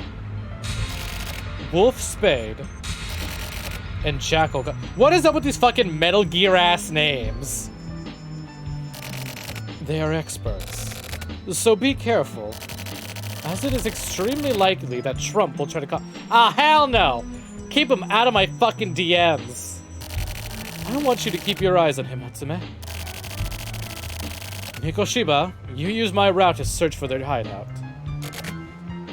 But how could we turn on our friends so easily? It can't be helped. It's not like I want to do it either. My audio just like stalled for a quick second. If the audio at all starts getting crunchy, let me know ASAP. It's just our job. Is this an order? An order? You could say so. Would that make it easier? Just do as you're told. Is that really how you feel? Is that a bad thing? Look, it doesn't matter. This is bullshit. What's with them? No matter how many orders are given, to come to such a clean decision, just kill a former colleague. There aren't many people who do that. What do you mean? You're kind of slow. Nakagawa is upset now. He's upset about having to take out his friends. More than anyone.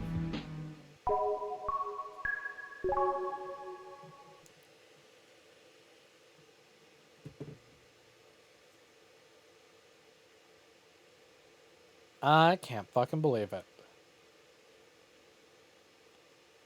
I should have fucking known this would turn to, alright, go kill your friends. Go kill your former colleagues. Everyone's gonna turn on each other. Shit is gonna hit the fan. You'd think with Kamui taken out, and the ideal currently being shut down, things would be better, right? Guess not. Looks like taking out Kamui is kind of the catalyst for things getting worse. Oh well, fuck that. I don't have time for that. Let's browse the internet. Time to check the emails. From Takeshi Kinjo to Superstar. Hey! Aw, he called me Superstar. I deeply regret the lack of hospitality last time we met. I wanted to offer some tea, but I was well aware that it was not the time or place. And now, on to business. There's a smoke shop called Mahalan, run by a cool old lady. Hey, Motoshima goes there all the time. Go quickly. She should definitely be there. The vending machine's pretty cool, too. It has placebo written on it. I'm pretty sure it should be right next to it. If you're bored, you should stop by for a visit. The future is sure to bloom. P.S. Give my regards to the old lady. Huh. Go visit the old lady at the placebo shop, huh? Or at the smoke shop, huh? I'll do that. As soon as I save my game.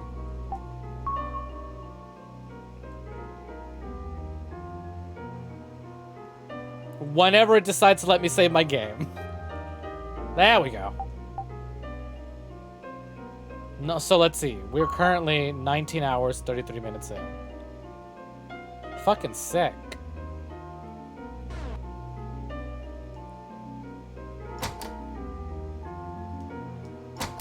You know, I gotta say, I'm kind of upset that I ended the first case, the first time I played Silver Case. That I ended it pretty much like halfway through the first case. Had I known the length of these, it'd be like part 5, chapter 5, you know? Instead of we're on fucking part 6, chapter 5.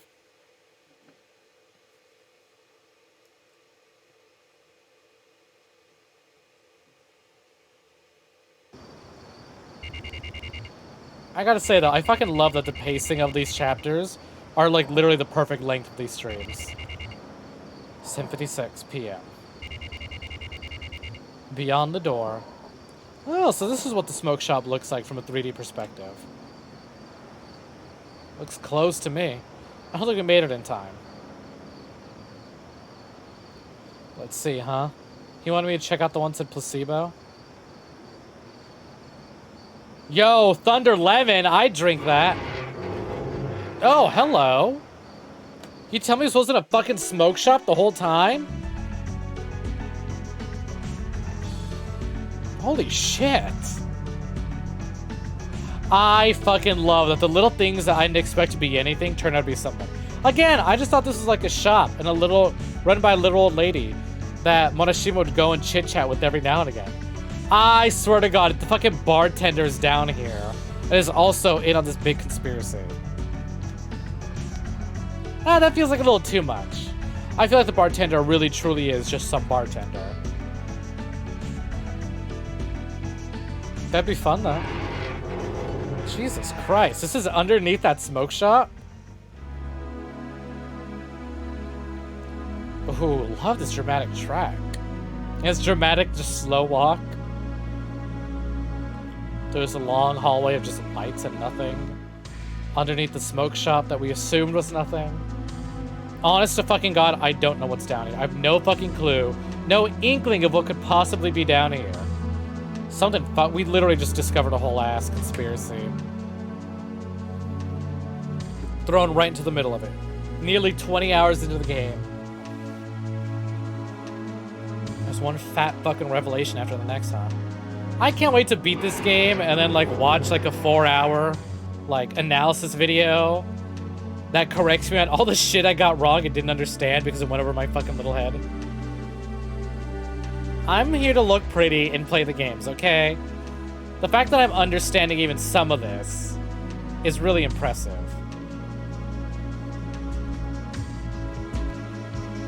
Hold on. Oh, I stole that comic from earlier. Kuriyami Dansa. Why can't I stand in the middle? Oh, that was a door. Oh my god. I was like, where the hell do I go from here? It's just wall. That was a door. I'm an idiot. Just press forward. Just press forward, forehead. Oh my god, that reminds me. Well, we're taking this very long escalator trip down. I was watching a friend of mine play Super Monkey Ball earlier because that released, and I very much like I was taking my like practice driving test online. I was like, "Hey, stream some Monkey Ball for me, will ya?" It was really funny watching him. I was kind of being a dick because he was doing those like levels. For those who don't know, Super Monkey Ball is a lot of fun. I highly recommend it. But like, he was doing some level right where it's just like really thin platforms, so you gotta balance perfectly and just go straight. I just kept bugging him. Just hold forward, forehead. How hard can it be? I was like, Pride Month is over. Get that game. Just be straight. Oh my god. Speaking of friends and Discord calls, right? In the Discord call earlier, I was sitting there by myself waiting for a friend of mine who added me to join. But a different friend of mine who literally jumped in. And this friend of ours, right? He doesn't say much. He's very quiet. He's very silent. He doesn't say a whole lot, but he's still really cool. Literally pops in and is like, get leaked, and then leaves, and then just posts a screenshot. Because you know that like how Twitch's source code and a lot of people's like earnings showed up on got leaked and all that shit, right? Apparently I'm on the list. Hey, Giraffes, hello, welcome in, welcome for joining. What's poppin'? So he showed it to me. He's like, you're on the list, by the way. I was like, oh, really? Am I? He's like, yeah, here you go. Here's your stats. He's like, you're basically last place. I was like, but I'm still on the list, though. Last place, but we still made it, baby. That's all that matters. I don't know if having my information leak should be something I, should be proud of, but hey, I qualified. That means something, right? Climbing that ranking list. Jeez, Travis had it easy. Hell, Travis had it easy being number 50. What am I, like number 2 million or something? Ayo, leaderboards. What, you just gotta take out the competition above me? Easy. But yeah, welcome in. Welcome for joining, Giraffes. What's poppin'? How's it hanging? As you can see, we're playing some Silver Case. For a moment, we were literally actually just super immersed in the story, but I decided to just chit-chat a little bit as my character was slowly going down the escalator, and now we have caught up. Are you familiar at all with the Silver Case? I forget if I've asked you this before. Go wait for a response. I'll go ahead and continue reading. But yeah, how's your day going? Oh, I asked you already. That's why you said going good. Doi. Welcome in. I'm glad to have you. And hey, look, it's Morishima.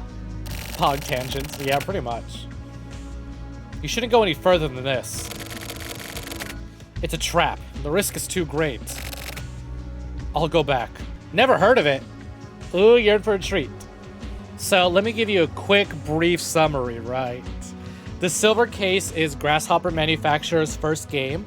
It's released in 1999 on the PlayStation 1. Yeah, look at you. You got gifted a sub earlier. Now you got your twist emotes. Hell yeah, twist it. But, like I said, Grasshopper Manufacturer's first game, which Grasshopper, if that sounds familiar, Grasshopper has developed games like, well, I don't know, The Silver Case, Killer is Dead, No More Heroes, 1, 2, 3, Travis Strikes Again, Shadows of the Damned, Lollipop Chainsaw, Flower, Sun, and Rain, a whole lot. But yeah, mostly known for their No More Heroes games. Yeah! So the Silver Case, like their first title, right? If you like No More Heroes, a lot of No More Heroes 3 kind of connects all the way back. Honestly, a lot of Suda's games, they're all part of this, like, even though they're all different games and they're all their own series, they're all still technically under one umbrella series, which is called Kill the Past. And this is where it all begins. I swear to God, the amount of things I've seen in this game that I recognize from other games and other Suda projects is insane. But anyways, to just focus on this, because again, this is their first game as a studio. The Silver Case is a sort of like crime, conspiracy, murder, mystery, like detective drama game. I don't know how best to describe it. It's a visual novel with some insanely like creative and stylish presentation. We play as Snek and Tokyo Morishima, which is a character you see in front of me. We swap back and forth between these two characters as we investigate different crimes. Morishima's a reporter, I'm a detective, part of this unit called the Heinous Crimes Unit. Japan is split into 24 districts known as the different wards. We reside in the 24th ward, as you can tell. Or no, because the game is called 25th Ward. It's not. Whatever. Anyways, we reside in the 24th Ward. Who kind of a whodunit? The game gets its title from a series of political murders and assassinations carried out by a serial killer called Kamui Urahara that took place 20 years ago. Kamui was in prison for 20 years, escaped, turns out, and is on the run, right? Turns out, Kamui's captured within the first chapter. He escapes, or after escaping his institution, Kamui's captured within the first chapter. It turns out, Kamui's back and killing again. But it turns out it wasn't Kamui. He escaped, but then was kidnapped by one of his former lovers. One of his former lovers, instead, is going around and killing other women who had interacted with Kamui because, well, she was basically jealous. She wanted to be Kamui's only partner. So everyone thought, oh, Kamui's back, and he's killing again because he's killing all these people from his past. Nope, that was someone else. So I'm like, okay, we've captured the big bad in the first chapter. What happens here? Well, what happens is that we just start investigating other crimes and stuff that kind of tangentially relate to the Kamui incident, but not really. We get to know our characters. We get to learn a bit more about the world. And we play as Tokyo Morishima, who's investigating Kamui and trying to learn his deal. A whole lot happens. A whole lot happens. And right now, we're in the 5th chapter, and Kamui has escaped again. After being kidnapped and being shot and taken to a hospital, Kamui has escaped the hospital, is on the run, and killing again. We finally caught up to Kamui, and guess what happens at the beginning of this chapter? Kamui's killed. We watched him turn to Swiss cheese. As it turns out, Kamui's not even a real person. He was a kid who was raised by some secret, like... Well, they're not even secret, right? Turns out that there's a lot of factions, like the police unit, and like a whole bunch of other like big government units and stuff like that, who are secretly fighting each other for control of the 24 wards. And basically, Kamui was a kid who'd been raised to basically kill and assassinate people. It wasn't until one of the factions gave Kamui a name and the media ran with it that the idea of Kamui took off. And now he like a lot of people look up to Kamui, like he's a serial killer, but he's only killed politicians. You know, I think Kamui is like a big hero. Kamui's out to change the world, shake up the status quo. Well, it turns out Kamui was a part of the status quo. So even though this big killer is dead and the idea... look at that, I just worked the title Killer is Dead in there. The ideas that he represented kind of died with him. Turns out, if they really wanted to, they could just get another political assassin. Even though Kamui the person is dead, the idea lives on. So what happens now, because as we found out, the detective unit that we worked for, kind of works for these, syndicates that are vying for control. Our whole fucking world just got shaken upside down. I don't know what's happening now. This guy is one of the playable characters. He's investigating. And we're another playable character. I don't know what's happening, what's going to happen next. But, you know what? We're reading it. So, Morishima says, I'll go back. This can't go on any further. From here on out, it's a different world. Our kind of quote-unquote common sense will be of no use here. It's a strange place. Their mental state is unstable. Probably from Kamui's influence. I love, again, that crime was considered a virus in this game. Crime isn't just some idea, it's a virus. So long as the idea of crime exists, if you take out the criminal, the virus is still out there. Yeah, thank you. I'm trying. I try really hard. Because truthfully, this game is confusing as shit. It's very indirect in the way it tells its story. The guy with the glasses? What the hell was his name? Oh, Watakawa. I just got a notebook from him. Seems like it's an important notebook. If I get a chance, I'll show it to you. In the meantime, Well, seems like I know too damn much. It's a long road ahead. Snek, don't die out there.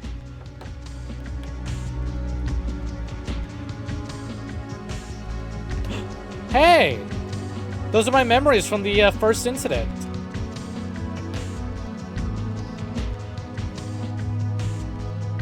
How is this not the last chapter? We're literally having flashback sequences for every chapter in the game. There's the kids, there's the lady that had kidnapped Kamui. There's Sumio. God, I haven't even touched. I gave you a little summary of where we're at so far. I haven't even touched upon Sumio and his whole deal. Because holy shit, is that a lot to unpack.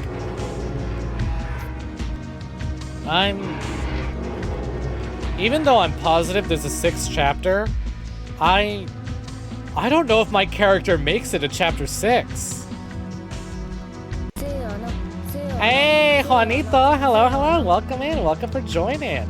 Good to see you again. Thank you very much for the biddies. And the emotes. Hey, what are you doing pointing your gun at me? I know I said my character might not survive this chapter. Give me a little more time, please. Just a little more time to solve the mystery of what's going on. I just want to understand before I'm put down. But welcome in, welcome for joining. Good to see you. Thank you very much for the biddies. Damn, Snom is on his last fucking legs there. 80 health.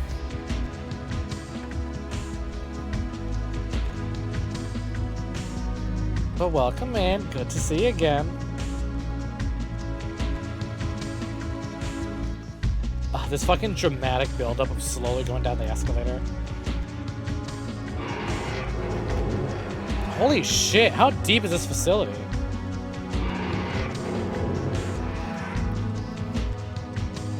Oh? Oh, Hachisuka. That little kid whose name I forgot. Oh, that fucking dork on the dark web. Or the other dork on the dark web. No cursor fight. Yeah, you know what? I can do that. Listen, though. If I have to read it, there's a lot of swearing in this game, okay? Oh, Tetsu. There's a lot of... Thank you very much for the extra biddies. Hell yeah. Jeez, taking Snom down 10 bits at a time, man. Platform. Thanatos. What the hell? Jeez. This... Oh! Morikawa, what are you doing here? That's pretty deep. During the redevelopment 20 years ago, there was something made top secret. Oh, Snek, you made it here in one piece. This will be our last meeting. From now on, the war is on. And I really want to get my last will and testament out. Tetsu and Chizuru are both gone. Snek, you're about the only one left. Will you hear me out? When you say gone, you mean they vanished, right? Not that they're K-worded? Not that they're D-worded? Because I really like Chizuru and Tetsu. Listen, Snek. You have to find Kamui. He was shot to death. Or I guess we have to find the ID of Kamui. Don't get distracted by the chaos. Search out the truth with your mind's eye. And if you come to know the silver case, read my notebook. I know you can do it. He's gonna jump from that train. Holy shit.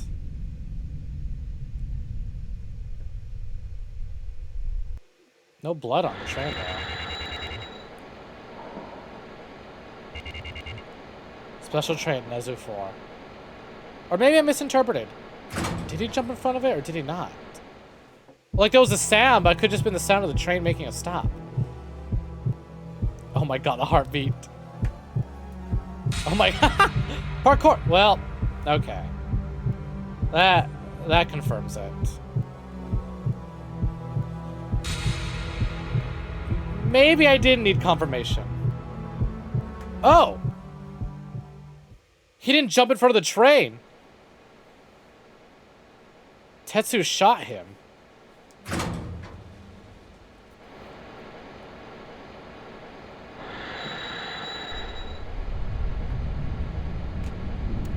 Is this a public train, or is this all just one massive monster underground facility? Too many seats for it to be like a secret underground train. But I wouldn't put it past them. Why am I sitting weird in this chair? There we go. Now where are we?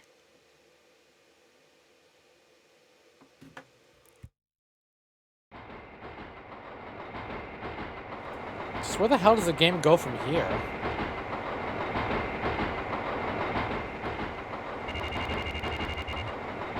Undeveloped area.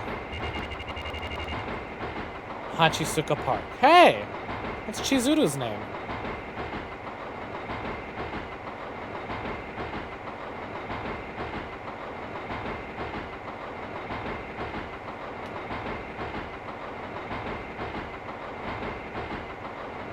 God.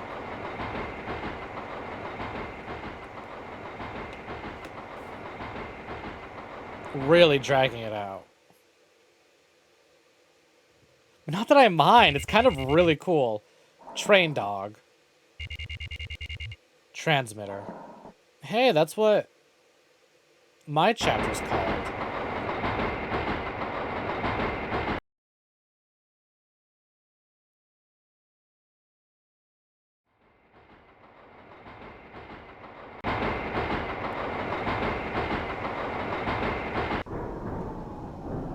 Yeah, transmitter. That's the name of every Snek section in the silver case.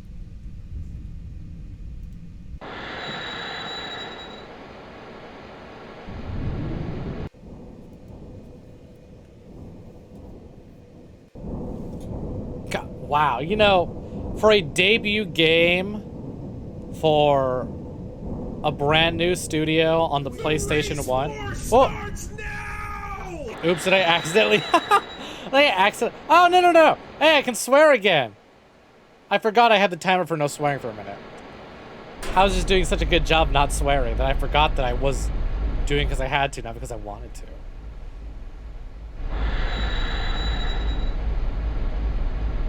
You know, for like, I was trying to say though, for a debut visual novel, sure is impressive. And ambitious. Again, these are just really simple polygons.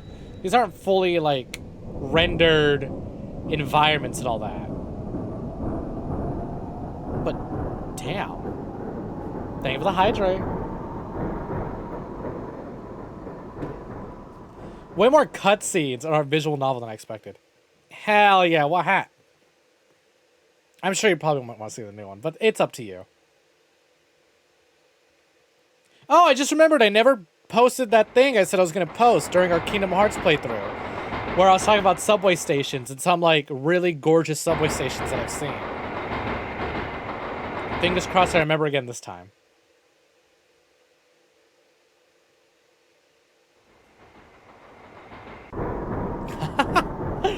Trying to decide between Neko Arc and our president. I mean, you could always do both. It's only 500 tokens. Just do one, wait till the timer's up, do the other. Let you Google coin a flip? Sure. Coin a flip. Let you Google coin flip. Mass Production Center.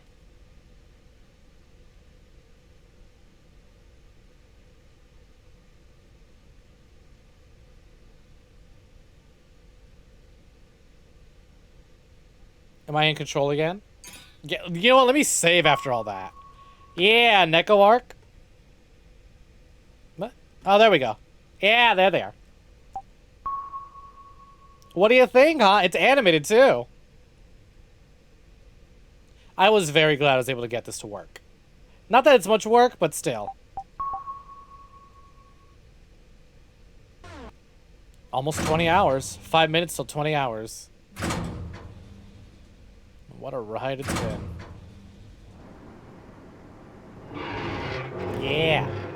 Tell you what, I'll even give you one of these for free. Oh, hey, there's Hachisuka. Don't make such a strange face. Why am I here? I bet you're surprised, right?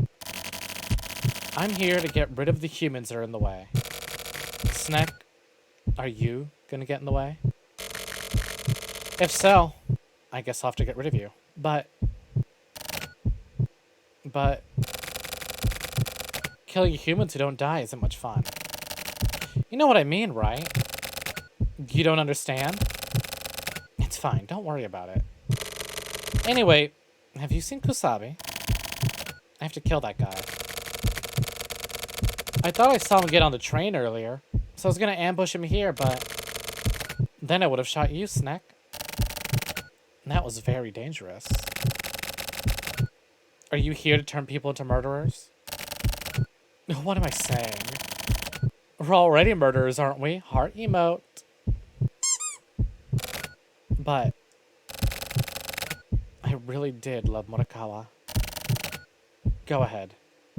Shoot.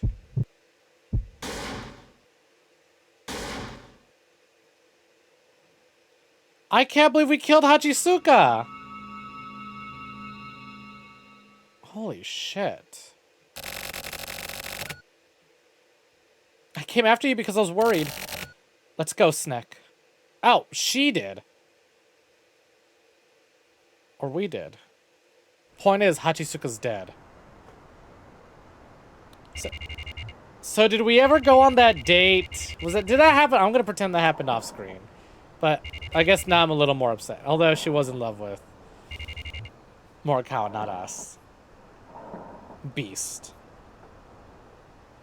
Abandoned cages. Munakata. Oh, what's this now? We called on by such an unusual person? Situation must have taken a turn for the better. I'd be happier if I weren't some reward or something, but anyway. How goes it? Mad nobleman Morichika Nakatagawa of the Frontier faction? You know your stuff. That'll shorten your lifespan, you know. Once you know too much. Well, knowing a lot is how I pay the rent. Besides, people are the ones who feed off the affairs, scandals, and rumors, no matter their age or sex. I'm not wrong, am I? You're not even close to being useful. Depending on what happens today, I may dispose of you. Understand? No sense of excitement, huh? If you tell me that from the get-go, then it's just no fun, is it? I've never been one for melodrama. Let's just hurry this up. Talk or die? Pick one. You're TRO, right? Was I? Maybe. Wait a sec. Just kidding, just kidding!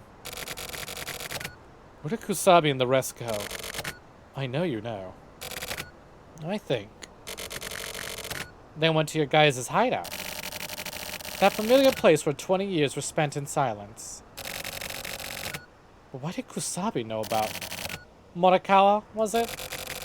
The guy who went off ahead. Morikawa? Thanks. Well, now I guess I can go, huh? That won't work. I thought so. In most cases, I'd be killed. Yes. Can you pull the trigger? Don't worry. You're my 21st. You keep count. I'm very methodical.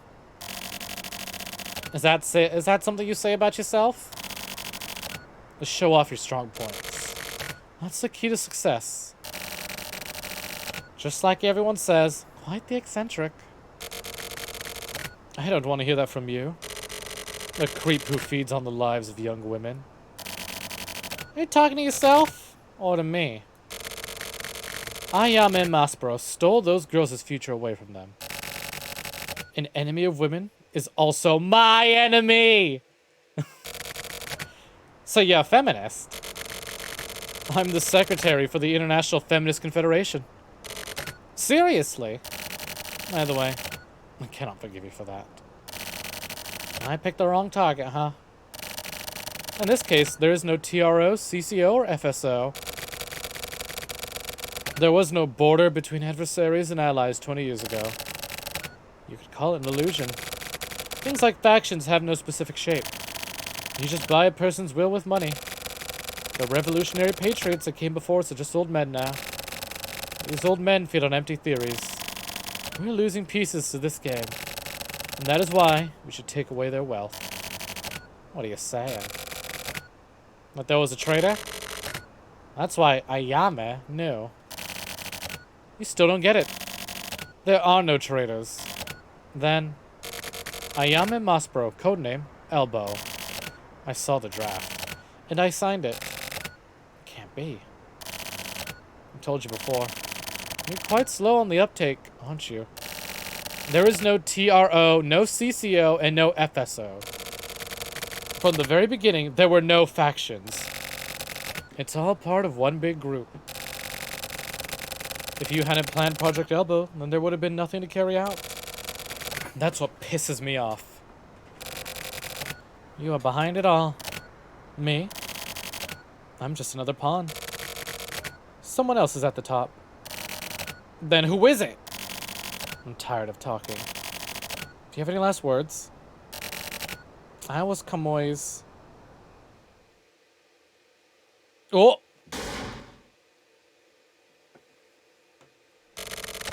It's too late. What happened? Is all this idiot story true? Oh! Yeah. Morishima's dead now. Hurt your leg on your walk? Oof. Sit down, rest up, relax, have a good one. You're home now. Chief. Most of it, probably. Those people only know your face and the leader's face. They're just fighting without knowing who's pulling. All the strings. Goshiba. But in the file, the tech faction, civic faction. Don't fall for what you see in a file. Formal records and official announcements. They're all one big trick. Forgeries and fake evidence are par for the course. So now what? These guys are just... they're worker bees.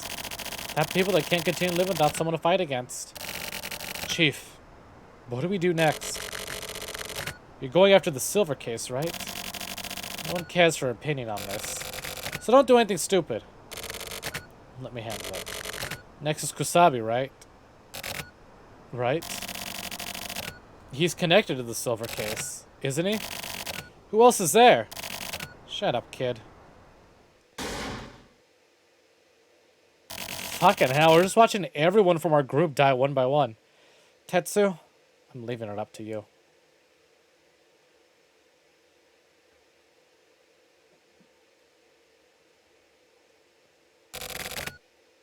Ooh, hill climbing, huh? Sounds fun. Let's move in. Who's left? Chief's dead. Yeah, it's literally just us and Kusabi who's left. 20 years ago, human testing projects took place in the shelter environment here. The government created the new International Environment Agency as scapegoat. One part of that generation raised the flag of the civilization of the new human. The International Environment Agency. To most, they seem to be working for the protection of nature and environment. They were also working to improve the human condition. That is to say, they wanted to improve the lives of those living in the wards. Hey! Hey, Nada! Look at me! Look over here! Nada Circle, look at me! Look over here! Bitch. Ah! Thank you very much for the redeem. Welcome in, welcome for joining Nada. How's it hanging? But below the surface, they were removing ward residents who were deemed unsuitable. After checking for ward residents with a high propensity for criminal behavior, they would turn these people into data, search them out, and slowly take over. This unbelievable plan was executed over the course of 20 years. Those living within the 24 wards right now are its most quote-unquote suitable residents. And the instrument necessary to the prevention of crime in the 24 wards is the Heinous Crimes Unit. You were a member. The Special Forces unit my father supervised was another part. The goal of this agency was to dispose of negative elements. An experiment that was used to assert absolute control over the 24 wards. And they were not only involved in the elimination, they also had a hand in raising educated kids and educating kids. That was the Shelter Kids policy. The location we're headed to now is ground zero for this entire operation. This is where most of the children live until they're released into society. Yeah, this is very dystopian now. See, because up until now, it still felt very... I guess really we live in a dystopia. But up until now, this felt very... This is just normal modern life with lots of crime going on. But yeah, this here, this is dystopian for sure now. This is where most of the children live until they're released out into society. In the last 4 years of this plan, 1,440 children have been released out into various ways of life. They lead normal lives while being controlled. They live at the central organization while being controlled. They're used as samples and go from being controlled to being set free, where they control their lives on their own. Some of them, their names are erased, and they're assigned to the Special Forces. They're placed under the control of Central PD. All memories of their past are erased. It's different than the goal for Kamui. These samples are for the research and development of criminal power. It's a tragedy. To control life like that, making Kamui believe he has something to live for when actually there's nothing?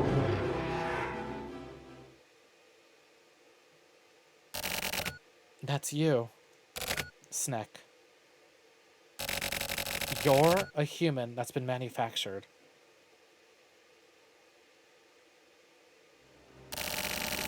Kamui doesn't exist within the realities of the residents. He's a manufactured human. Like yourself. To be more precise, you are Kamui too. Goichi Suda reveals that you, the player, were a Kamui all along. The stock for Kamui are the Shelter Kids. Even if Kamui is destroyed, Kamui's life isn't over. There are plenty left to inherit his legacy. Even if all the stock is destroyed, Kamui won't disappear. If the next generation of stock is born, the Kamui will be reborn. Not only Kamui, there's another policy in effect. Kamui is the male stock unit.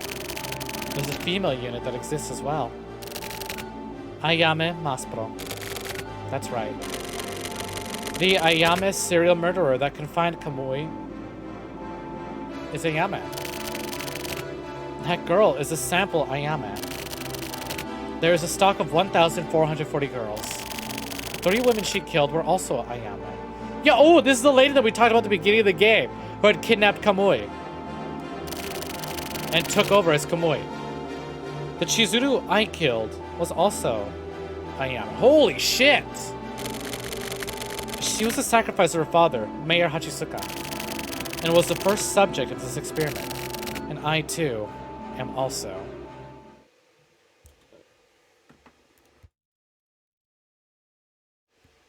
So just about everyone we know, huh, is manufactured. We thought we had this we thought we were free, we had our own lives, and chose our own paths. Really? Central Shelter Plaza. Bowling. That's what you're gonna call this big area? Bowling? I guess they do kind of look like pins. This is our hometown. We don't have memories of this place, but we've spent about 4 years living here. 4 years after you guys were sent out as the Kamui generation, the Ayame generation was sent in here. My father told me I'll likely be killed by someone raised here. It seems my father wanted to be killed by Ayame. And so, that's how things became what they are. The top of the shelter is a TV tower. It overlooks all the 24 wards. It's a tough tower. The ones with all the power created it as a symbol of control. If you open that path, This shelter is the key. It's like a video game, you know? In some way, it does resemble a game. By bearing the responsibility for such an unnatural upbringing, that itself becomes a game. From here on, please continue alone, Kamui. Oh! You're just gonna call me Kamui now. I mean, I guess it makes sense. I wonder, because I think the save data has our name, right? Is it gonna change from Snek to Kamui? That would make sense. That would make sense as to why we're only allowed 5 letters. Because when we started this game, you were only allowed 5 letters to spell the name. K-A-M-U-I. Kamui, 5 letters. Akira, A-K-I-R-A, 5 letters. Snek, S-N-E-K, 4 letters. Oh, there it is. Okay, it still says Snek. Alright, not Kamui. But you know what? That makes a lot of sense. You, the player, were Kamui all along.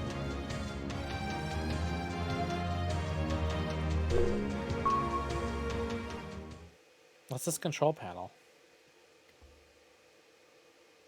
You know, we haven't really done any puzzles in a long time, huh?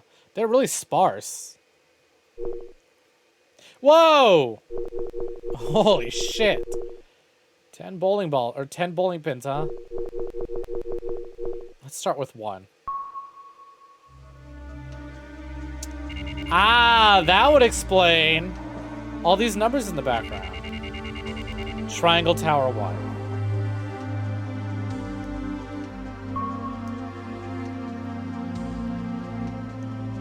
How much climbing are we gonna do? Do I still... Yep, there it is. Still holding on to that comic book. Dance in the dark. Jesus. Oh. Look at that. These are beds, huh? That's certainly what it looks like. I don't think there's anything to interact with here.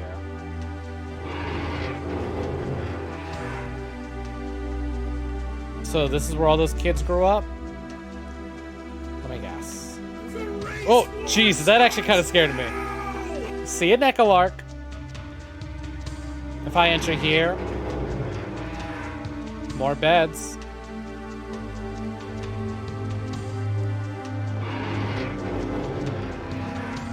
So maybe I'll just keep climbing up. I don't think I have to explore every room.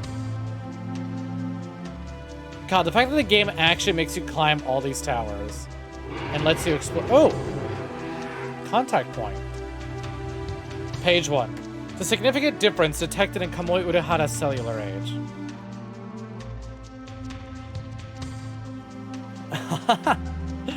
I think it's still a little bit. Let me tell you how much time you have left on Mr. President. Where's hats?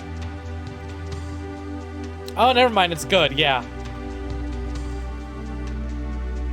The significant difference detected in Kamui Urahara's cellular age is not due to a problem with the equipment. Kamui Urahara's, referred to as K below, left eyeball DNA test results confirm that said eyeball is not K's own. Is this why Kamui in No More Heroes 3 has 2 different eyes? There we go. Mr. President time. Because in No More Heroes 3, when we meet and interact with Kamui, he has 2 different eyes. So his left eye is not his own. Page 2.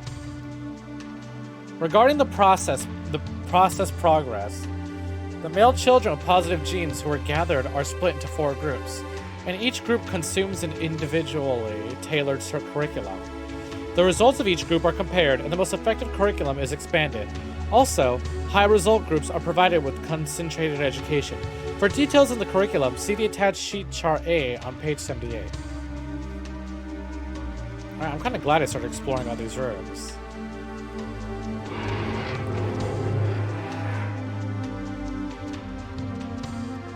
What's the KH Chaos mod? I'm not familiar with that. Oh. No notes over here? Shame. We're near the top of the tower. Can I enter that? No. Next room I can, though. Oh, no notes in here either.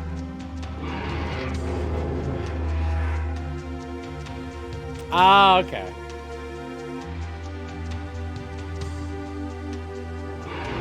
Ah, here's a note, though. Report. From the inspection implemented after the shelter-wide test the other day, in which the quote-unquote heart team had a concentration of reactive members, the Education Administration Office and General Administration Office sent orders to revise the manual. Details will be detached upon tomorrow.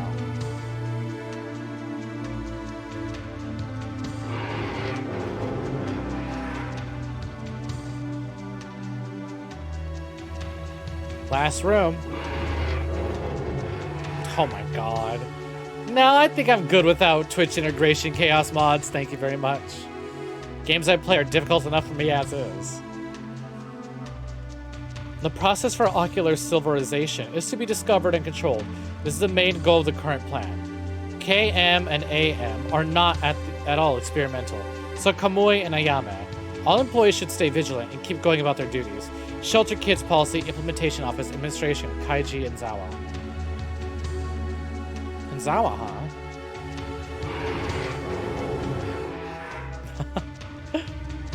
Let's see. I guess just head all the way back down now. I didn't look at anything else from here. Shit, you tell me I gotta explore all 10 of these buildings?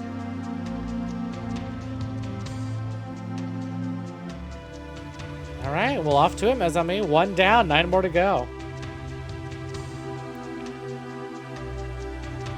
What a fucking story device.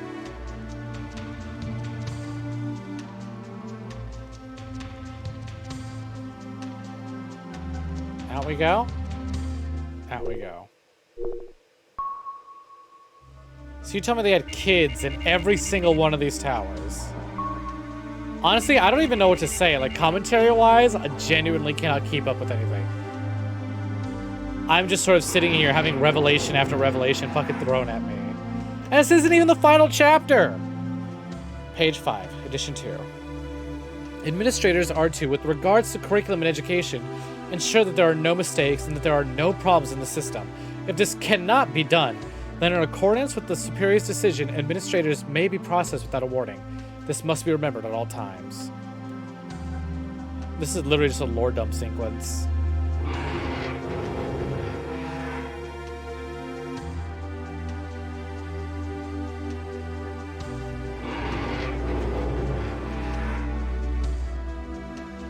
Page 1, Ayame Maspero, is to strive for the ocular civilization that KM could not achieve. Important data gathered from KM shall be used as a basis for administration.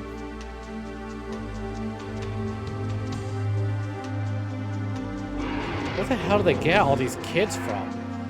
Because 14,440 is kind of a massive amount of fucking number of kids. Holy shit.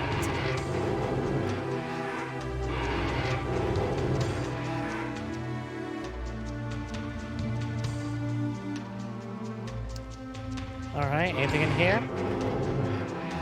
I will say, I do like how I've reached the point of this game where I can recognize the little symbol that means like, hey, there's story over here. There's content this way. Oops. For example, there's content over here. You can tell by the little star. According to records left in personal management notes, when K was 2 years old, he received a transplant for his left eyeball. At this time, the transplanted left eyeball was said not to have been that of a primate, but it's still unknown exactly what said eyeball came from. So Kamui just got an eyeball transplant and nobody knows where it came from? I'm sure we'll understand soon enough.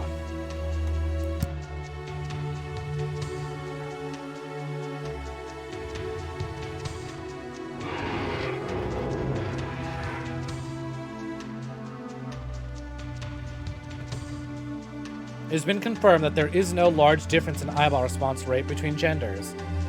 This project is considered to complete and will finish as of 11 p.m. tomorrow. Also, all related documents are to be destroyed by that time. Also, the security force shall handle the processing of all employees under level B. Nope.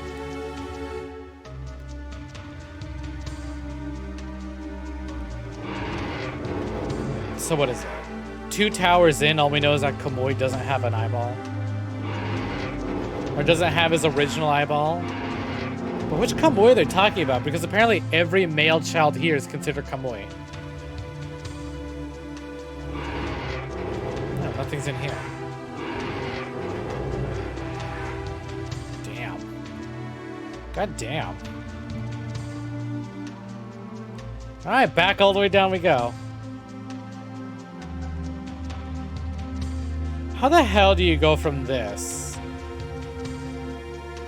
to, like, no more heroes? I mean, I know how, especially in Travis Strikes Again and No More Heroes 3. There's a lot of, like, this. But god damn.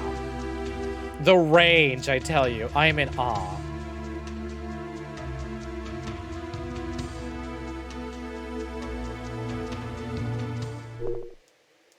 What I'm not in awe of is having to do this 7 more times. Residential area. Triangle Tower, 3.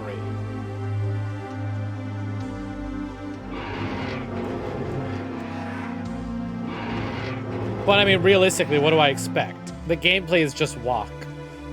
It's a visual novel. I should be grateful there's gameplay at all. Though truthfully, I would like to just jump to story.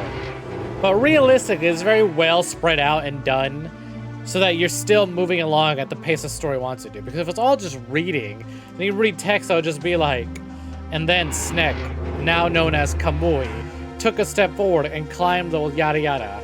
Having to actually climb it and slowly ascend and slowly, bit by bit, gather this information is really neat. Step 185, educational direction, today's job. Find the blocks that fit into the holes on the panel from the box and fill in all the holes. Once the panel is filled, get a new panel from the teacher. Keep going until the teacher says stop. When the job is done, get a sticker from the teacher. So this must be one of those like curriculums they were talking about with the children. Those experimental curriculums.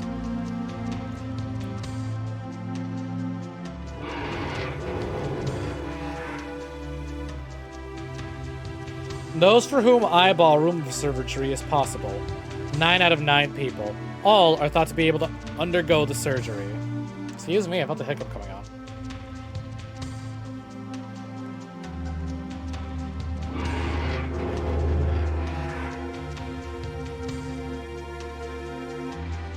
Alright, posture check. Who's shrimping? I sure as shit was. I really felt myself like hunched over. Ah, got my back. Check yourself before you wreck yourself. Come on, stand up straight, tall, and proud. Well, maybe not straight. I know it's a lot. I know straight's kind of difficult for a good majority of the people in chat. Oh, what the hell? It's a contact point here. Oh shit! Who the hell are you? There's some dead person. I feel like I'm supposed to recognize them, but I'm gonna keep it real with you, Chief. I have no idea who that is. Alright, well, a body's been discovered.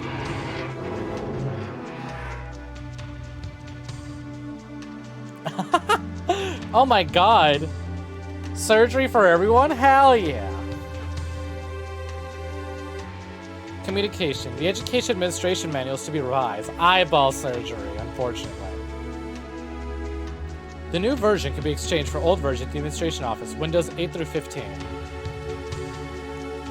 Well, if you tuned out for a bit, did you at least tune back in time to hear me say posture check? How's that back amenable? Huh? How's that posture?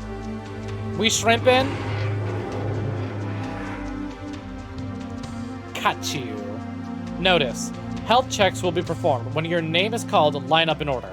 Follow the teacher and go to your health check. If your name is not called, you have work to do. Pay attention to the teacher's instructions. Half laying down, what does that mean? Either you're laying down or you're not. I caught you shrimping. Like I said, I know straight is kind of difficult for a lot of people in this chat. But you shouldn't be making it difficult for your spine, okay? Gender-affirming eyeball surgery.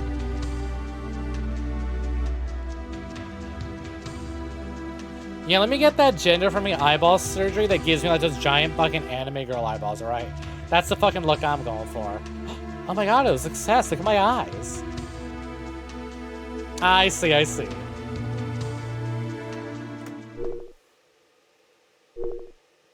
See, because when I think of half laying down, I think of my fucking shit, where I pull up the leg rest on my, like, gamer chair, and then I just, like, scrunch up. I go, like, scrunked up, and I'm, like, curled up, and I'm laying down, but it's all awkward and shit, and honestly kind of uncomfortable, but comfortable in the fact because I am laying down, you know? But I'm not, because I'm too tall for my gamer chair. I'm too long, so I try to enter, like, the lay down position. Even with the extended footrest, it's not enough. Report. Ocular inspection results. Nobody tested had ocular responses. There are 28 people for whom ocular treatment may be possible. Goodbye, Mr. President. It's been an honor. Hunched over drawing tomorrow's consequences. Oh no. What do you mean drawing tomorrow's consequences? You draw giraffes? What you drawing? Aside from... Can you be a little more specific?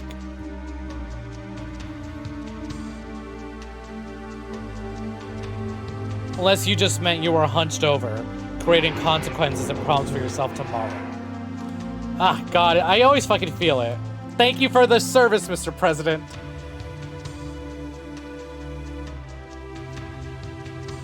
Communication. Full examinations will be performed.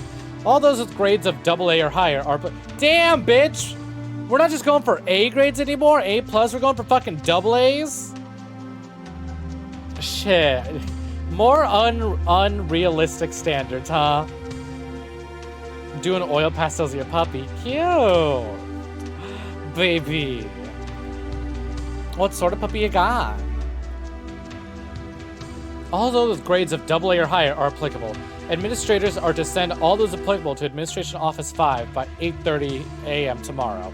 Dates and details will be provided later.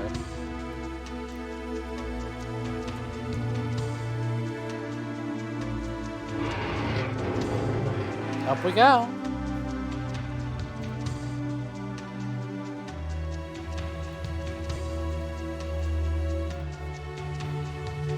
Oh. How about an accident? Oh, you know what? Hold on, let me go back. I'll go back in the way. 1. How many rooms up? 2. I think I skipped a room, but I'm sure it'll be fine. Unless it's another dead body. Step 7. Educational direction. Today's job. After the teacher's signal, all electricity will go out. Until it returns, do not speak or make a sound. Once the lights are back on, get a sticker from the teacher. To administrators, goals have changed. Implementation time has been changed. From 8 hours to 14 hours. Please see the holy shit.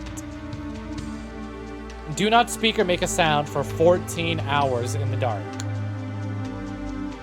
What the hell are they putting these kids through? Ah, a little blip baby? Adorable.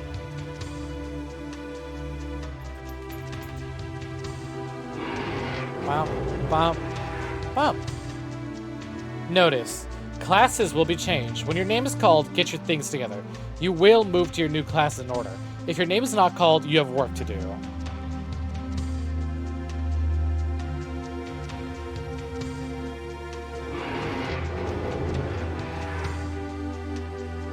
What shit? Why do I feel like this tower has a lot more rooms? Oh. Hold on. I was gonna say, well, this tower feels like it has more rooms. Hello? Another dead body. These must all be potential kamuis. Why are they adults? Unless those are just some really fucked up looking children. Shot in the head, huh? In their own beds. That's fucked up. There's absolutely nothing for me in here. Down we go. 4, we're about to hit Tower 5, almost halfway through all these towers, thank God. I'm gonna have to re-explore all this as fucking... No, I don't think I should. I think, Morishima, because Morishima came down and right near the entrance, he said, you know what, Snek? I'll leave this to you. But I wonder where Morishima goes after this. I wonder what the start of the placebo chapter is going to be. Because again, all of Morishima's chapters begin at his apartment. But we got taken away at the end of the last chapter. Alright, halfway there. Tower number 5.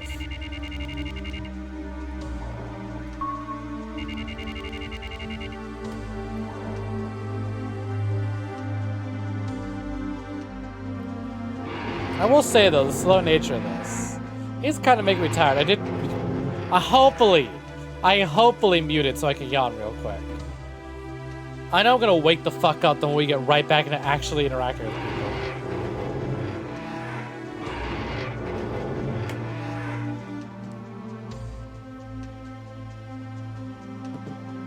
Oh god. Can I have my memory wiped and be told that Sora just got announced for Smash Brothers? That'll wake me the fuck up again. Report. Number 01729. Ocular response confirmed.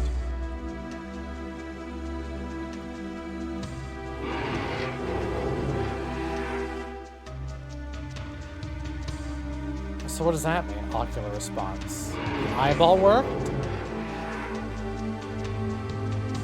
Report. Inspection report meeting scheduled. In accordance with the previous inspection, the quote-unquote Spade team's results were found to be more suitable than other teams. Oh yeah, we heard about those 4 dudes. The Heart, the Club, the Spades, the... What was the other one? It's Heart, oh, Diamond, that's right. I think go all the way to the end, there's nothing in here for me.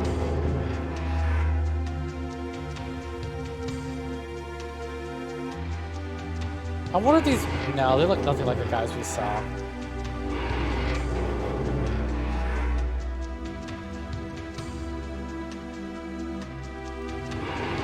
What's over here? Report number 00038. Ocular response disappeared. Number 32, 34, 35. Ocular response strengthens. Relation is unknown. Okay, so more tests. Hey, what the hell? How come Tower 5 actually felt way shorter than Tower 4? Who knows, maybe I'm just getting used to this. Report has a possibility in the previous report. Number 87 has been found to have had a mistake in their checkup by the administrator. The subject is to be tested again and data to be registered or regathered and fixed. This will be requested today. The new data is set to be distributed tomorrow night. Also, the administrator responsible has been processed. So somebody fucked up on their test. Or on the data they gathered. I wonder if that plays into anything. If this all is just lore dump for the sake of lore dump.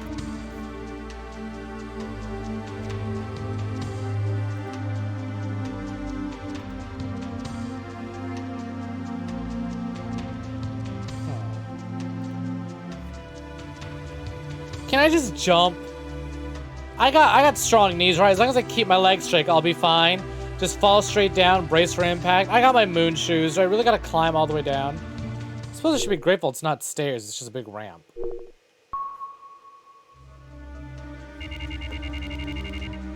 Alright, tower number 6. We have officially gone over halfway.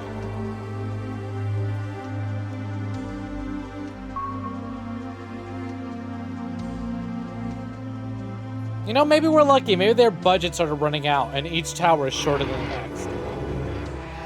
Or maybe we'll be lucky and there'll be less documents in each room.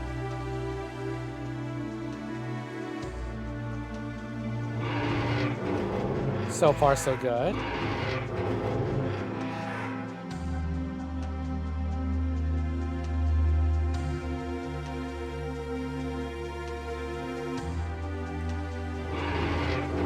There we go, more story.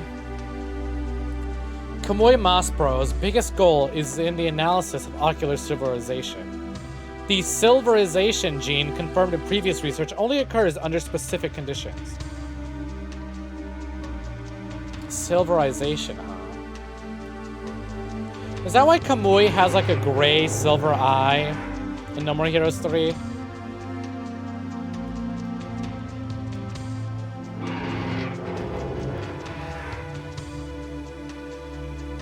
3 AM results. Among 1,440 applicable female children, a total of 809 had the gene confirmed. Among these 809, 329 had their ocular surgery. Among them, ocular silverization occurred in 0 people. Well, you still have the others who have yet to undergo their surgery.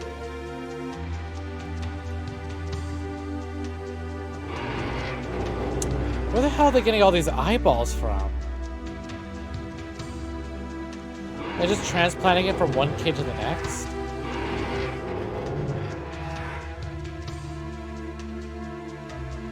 Remember when this was just like a story about detectives and solving crimes? Because honestly, I don't. Shit's been weird from the start. It was just it turning its weirdness up to the max. But in a good way. Period of 4 years, female children with positive gene are applicable. Curriculum has been unified. High achievers and those with many of the applicable traits shall be provided with concentrated education. For curriculum details, refer to chart 67 on the attached document A.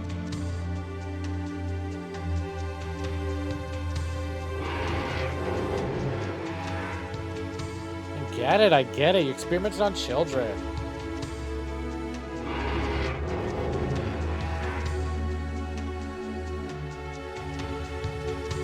In order to clarify the ocular silverization in eyeball transplants, this project is to officially begin. That, you know what? That fucking document right there, the whole, this test you've read about that is being conducted is about to begin. I get they're all spread out. This isn't necessarily chronological, but it's like, okay, that feels like me trying to fucking pad out a paper or an essay for class, you know? It's like, I gotta put something here. All the way back down to the bottom we go.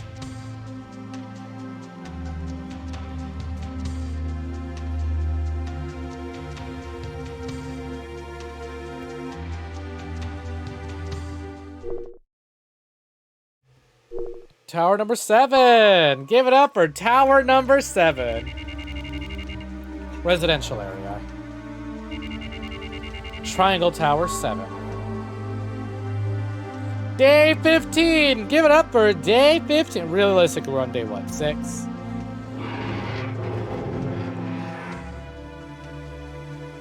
Notice, your sticker books will be collected. Please get a new sticker book from the teacher. Alright, now you're really just padding out the runtime. Come on, tell me, who got silverization? Or don't. You know, maybe just have it be one note and then empty until we get to the very top. Educational revision. The current version of the educational guidelines are thought to be lacking and probably been revised based on new research. Damn, I can't believe this evil, like, facility with thousands of children performing experiments on children cares more about the quality of their fucking education system than a majority, if not the entirety of the United States. Geez, this evil institution can have education reform. Why can't we? They care about the results. I want to see this sort of passion in our education system. Okay, well, maybe not that much passion, okay? Maybe that's a little too much, but you know what I mean, right? A little change for the better couldn't hurt.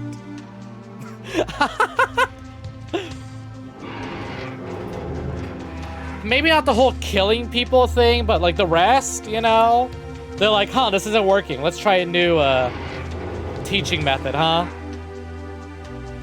Notification, this project will be completely finished. All manuals and other related documents are to be destroyed within 7 days from now. I don't think that was the case. Because that document's still there.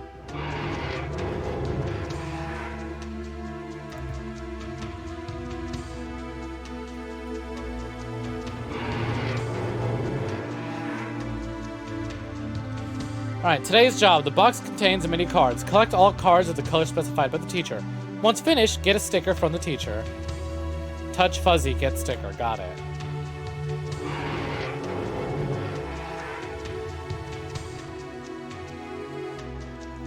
There we go. And out we go.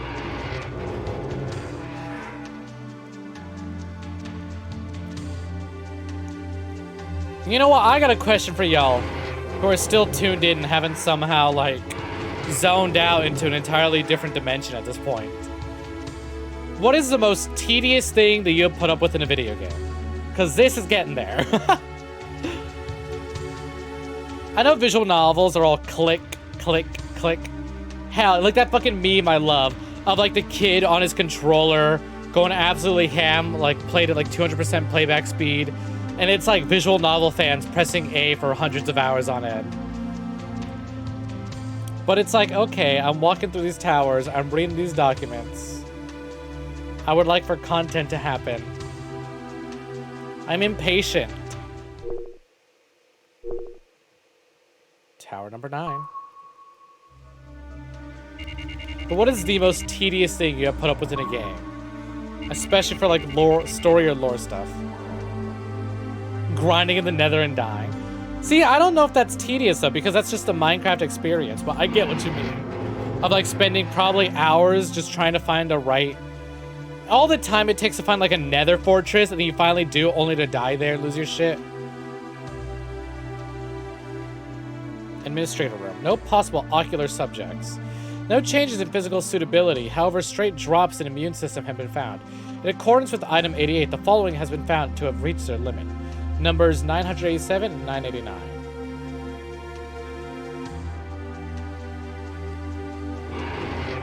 Do you mean SMT or is SNT something entirely different? But a lot of running sequences, I get that.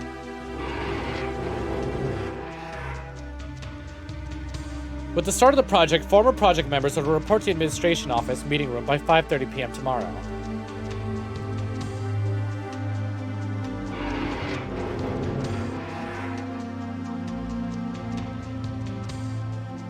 You know what this whole, like, big, evil, oh, Angels of Death. Okay. Tomorrow is cleaning day. Be sure not to lose your stuff while cleaning up. I was like, I didn't know you played, I was like, geez, doll, I didn't know you played SMT.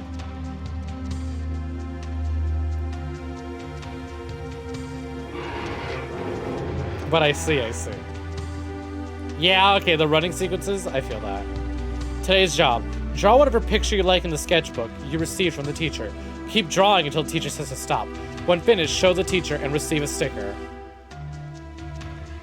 So, like, I receive a sticker just for having managed to continue drawing. Because boy howdy, these teachers underestimate how long it takes for me to draw literally anything. Another dead body. Shit, I could draw all day if you want me to. Excuse me.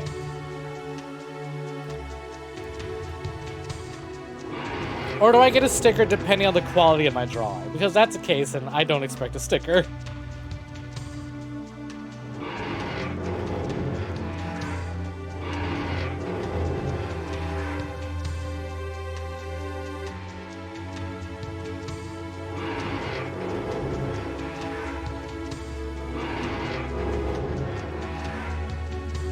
Away we go.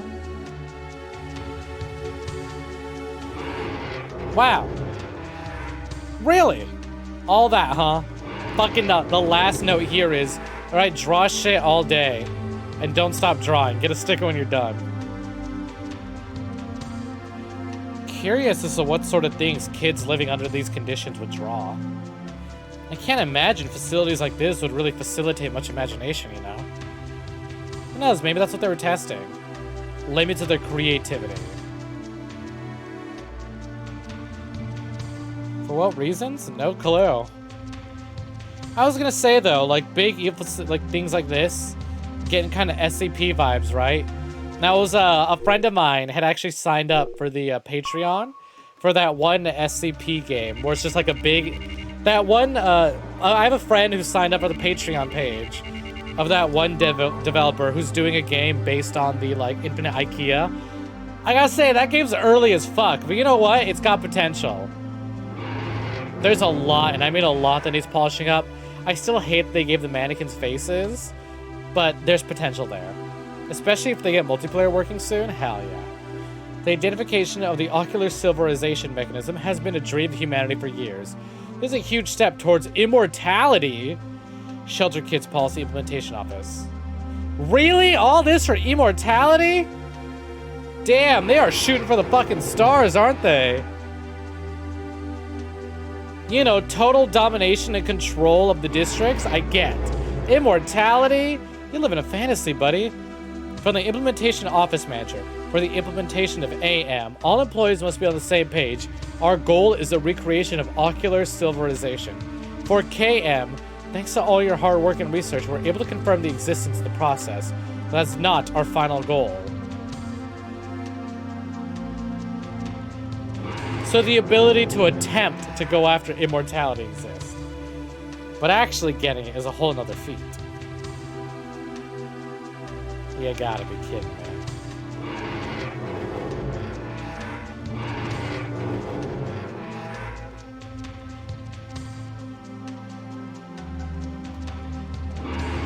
Nothing here.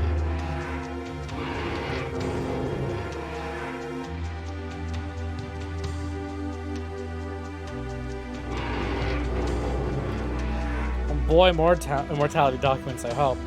Each group is to have an administrator of 108 people that are to be split among 3 schools. Full education is to be implemented. For male children in whom the particular gene is strong, ocular transplants are to be implemented. In some situations, transplants may be carried out several times. Be sure to pay close attention to the subject's health and physical condition. For details on administration, refer to the attached material number 2.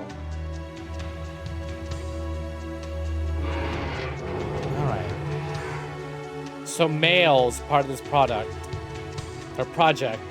are more likely to get their eyes transplanted. Read KM results. Among 1,440 applicable male children, a total of 778 had the gene confirmed. Among these 778, 389 people had the surgery. Among them, silverization occurred in 0 people.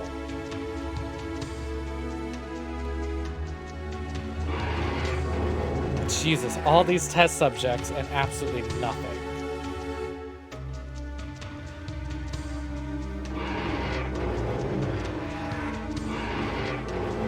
Oh shit, I just realized we're on Tower 10.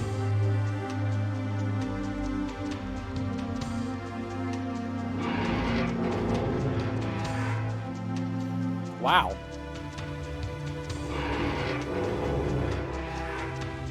That's it. So where the hell do I go from here? I've explored all 10 towers. Assuming I didn't accidentally skip one. Which, let's be real, I think I might have.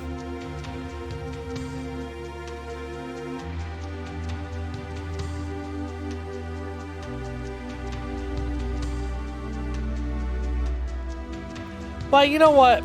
I'm gonna pretend I didn't. I do not see it. Back to the control panel. Oh, what the hell? 5 is equal to 7 plus... What am I doing? I can't control this. This is just doing it on its own. Oh! 5 is equal to 7 plus 3 minus 9 plus 4. I can't click anything. Middle tower? 7 plus 3 is 10, minus 9 is 1, plus 4 is 5. 5. Go back to tower 5. Can't back up here. All I can do is save. Oh, I can't even save, actually. Control panel. Spade. Diamond. Heart. Club. Card. 7, 8, 9, 10. You know, we did find 4 dead bodies. Maybe those bodies are where we found that. Are you kidding me?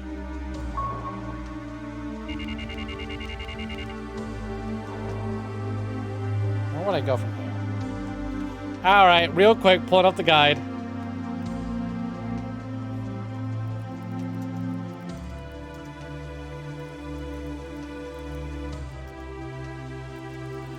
Let's see. Unless I actually 100% did accidentally skip over one that I was supposed to look at. Table of contents. Let's go over to Life Cut.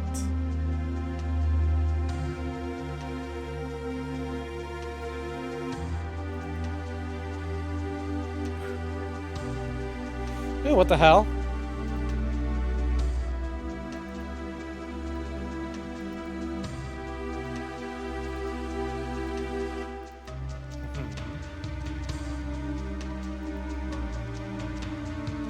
Okay, so I just explore. Trump is a card game in Japan. The card theme makes sense. Ah, I see, I see. Okay, yeah. The organization was called Trump, and they all had different people named after cards. 4 of those people are dead now, because we found their bodies. I hope I don't have to explore any specific rooms. We'll start from the top and work our way down. Ugh.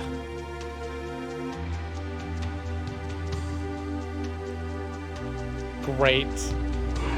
So even though I've already checked out some of this shit. Let me see, am I allowed? Nope.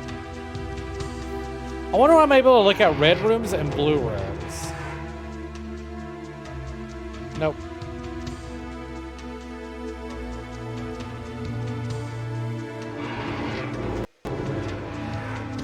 All right. Oh.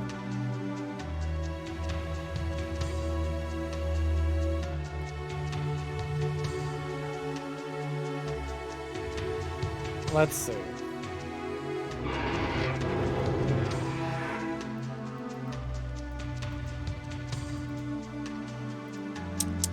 I read that. I found those things. No sign of the thing I'm supposed to find here, though.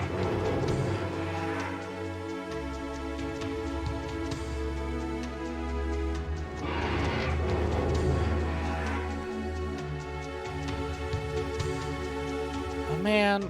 That fucking... The guide doesn't necessarily say what I'm supposed to find. Unless I am actually able to enter one of these red rooms, I've just been playing the game wrong this whole time. Can you imagine having to go back and re-explore every red room? It's locked for a reason.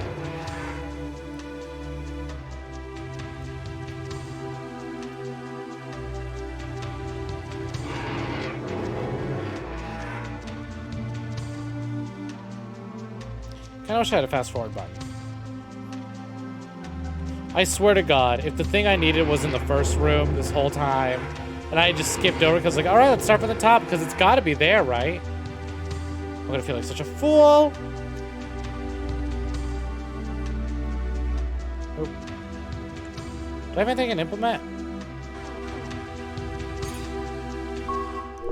Nope, still just a comic. Why have I been carrying that around for so long?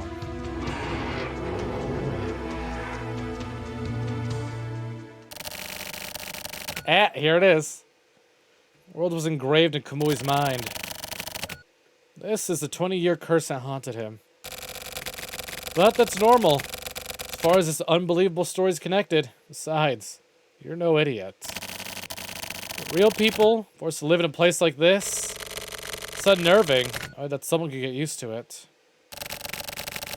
But living in a strange place like this, 24 wards, and be surrounded by these weird environments, places like this aren't so far-fetched.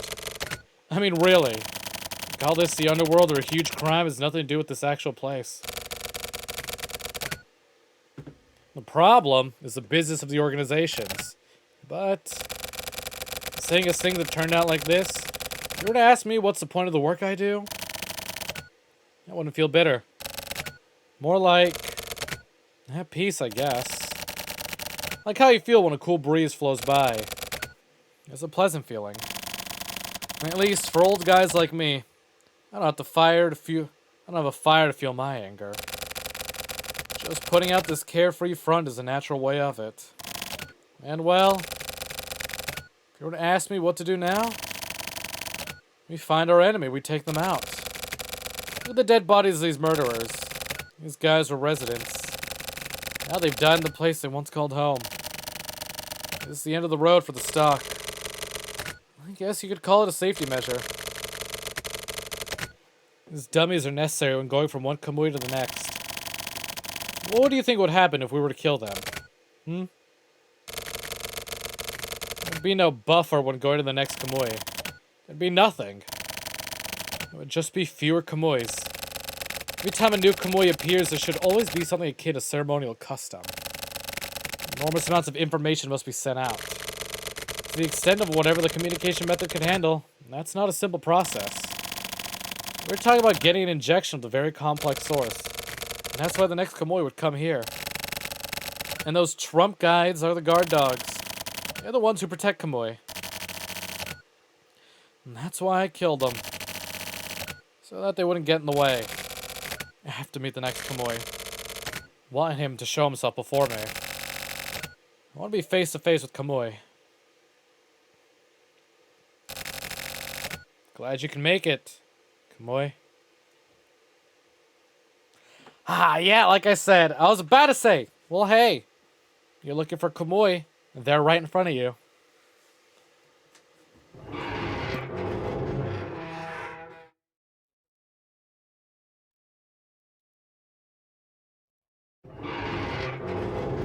Ooh, damn, this is a fancy looking room. Oh, it's an elevator. This is the place. It was created for fun by the elder members as a symbol of political power. It took in large amounts of tainted money. It was like a luxurious elder home. Then, 20 years ago, the silver case occurred in the very same location. And it was carried out by a hitman called Kamui. This Kamui was the original form of quote-unquote Kamui. Perpetrator, Kamui Urahara. It was called Format Kamui. He was a trump card of the FSO Frontier Conservative Party. He went to the radical TRO and CCO Tech Civic Reform Alliance, where all their most important leaders gathered.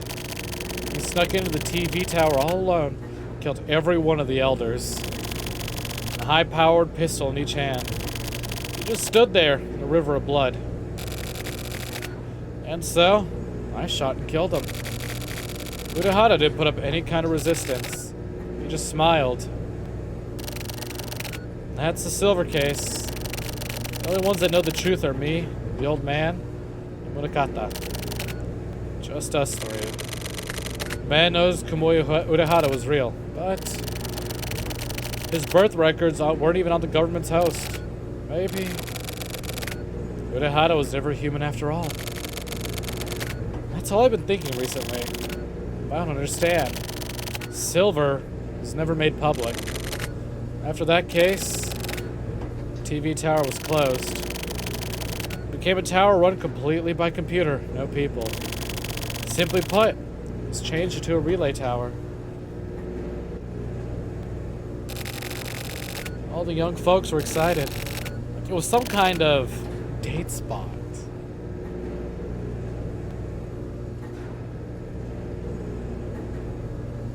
This is one tall fucking tower. Damn, what a view, though.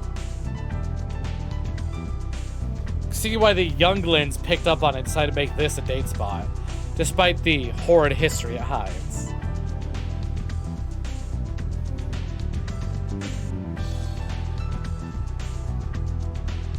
Kind of a quiet elevator right now, huh?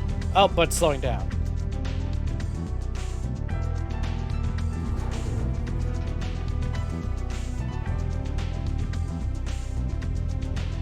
Where to, gamer? However, there's one door I couldn't open. I shot it, but never budged an inch. It didn't seem to mind at all. What the fuck was that? Well, I'm unsure I'll understand. Well, I misread that. Well, I'm sure I'll understand soon.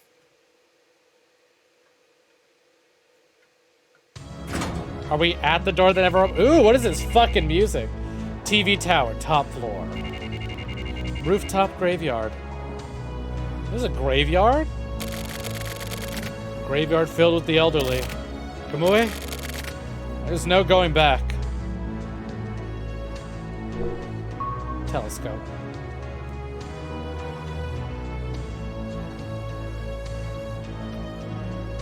Yeah, I don't know what the fuck that thing is. Let's see. Where's my... Can I interact with Kusabi? That's implement.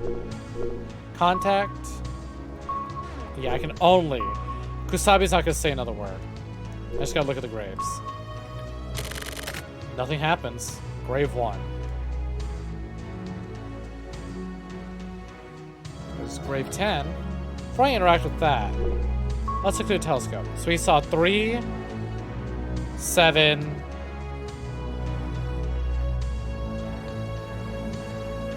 3, 7, what else?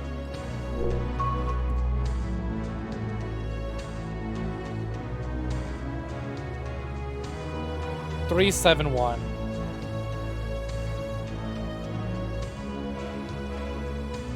What are you?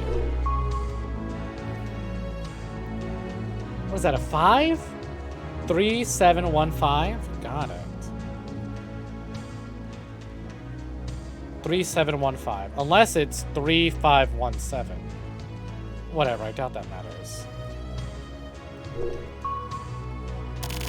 Nothing happens. 3.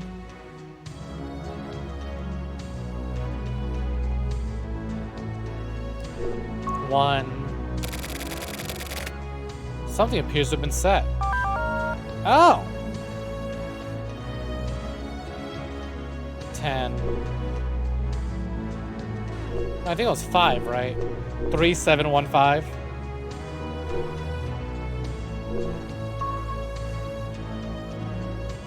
Nine, 8, 7. Something appears to have been set. Ah, 1753. Maybe that's the order I gotta do it in.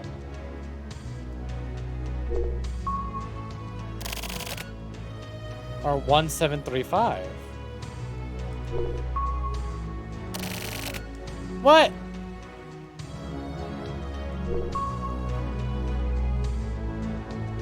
That's a 5, all right. I wonder. Is it because I touched the wrong one that I gotta go back now? 2, 1. Yep, okay. So 1. And then I touch 7. Nope. And then we'll touch 3 and then 5. Ah, I love a little grasshopper jingle. 1, 7, 3. Nothing happens. Fuck. But I saw 3 in the window. What gives?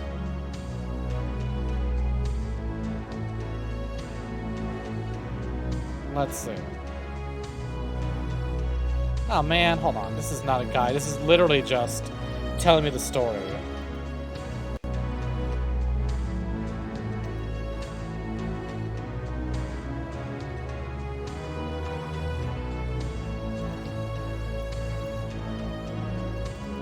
Let's see.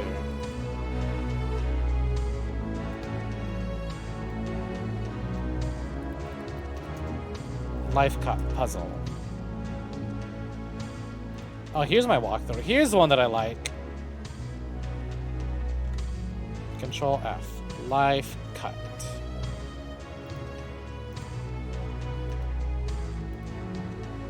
There we go.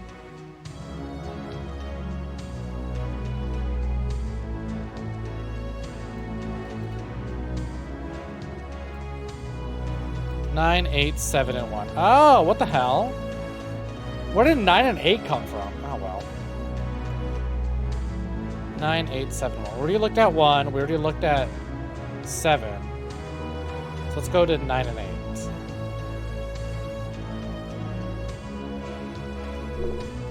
Can't say I understand the puzzle, but whatever.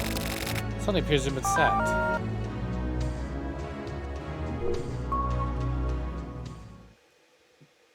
I probably should have just gone around and touched all the graves. If it was that easy, I'd have to do it in a specific order.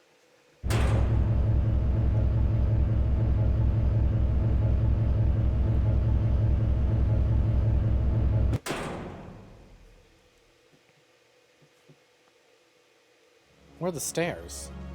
Ah, come on. Am I on the wrong side? Oh, wow. They're way over there. Okay, hold on. We'll go that way.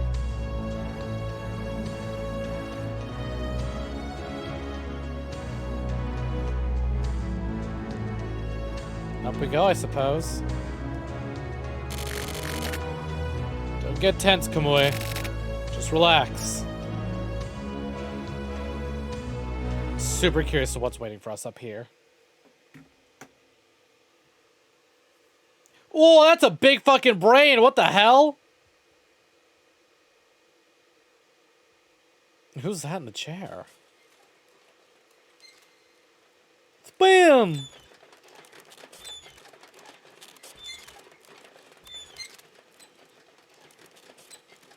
Who the fuck are you? Creepy looking asshole. Oh my god, these PS1 graphics. Honestly though, not a bad model for PS1. Way less polygonal than I expected. Black box. We finally made it here. After 20 years. Kamui? Nah. I'll just keep calling you Big Dick. Yeah! Kamui was my old name. I am now Big Dick. No matter what you do or don't become Kamui. Oh, no matter whether you do or don't become Kamui, it's up to you. I don't want to be Kamui. I don't want to become Kamui. I want to be Big Dick. So, what do? To kill him, you can release yourself from this curse. Will you live by killing your past? Or will you die by clinging to your past? Can you keep moving forward? Can you live after facing your true self? Decide here and now, Big Dick. You were born with a set of balls, so keep living like it means something. Pull the trigger on the devil's gun. Destroy the darkness. Seize the light. Kill the past! Oh, please, somebody shot that spinning fucker.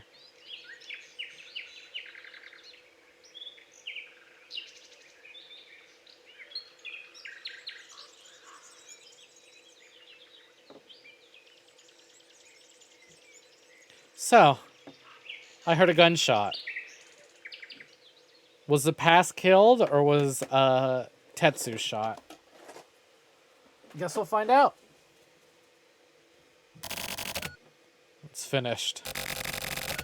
Anything and everything. I just want to get the fuck home. Just a little longer, Kemi.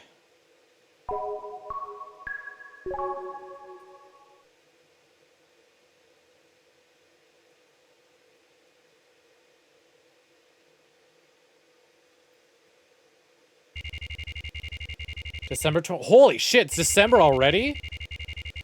It was November at the start of this fucking case. He caught a batting cages. I think this is where this chapter started too. That was a close one. What happened to Snek? Snek? Was there someone by that name? I forget. Looks like the mystery was solved. Guess Kamui never existed. Nope, he's alive. Inside Snek? It's not as romantic as you're making it out to be.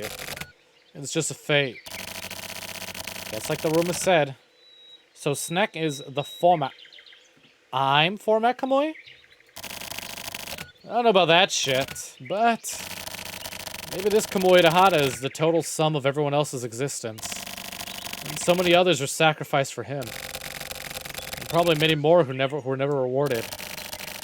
Maybe they inherited Kamui so that the memories of their youth wouldn't be forgotten.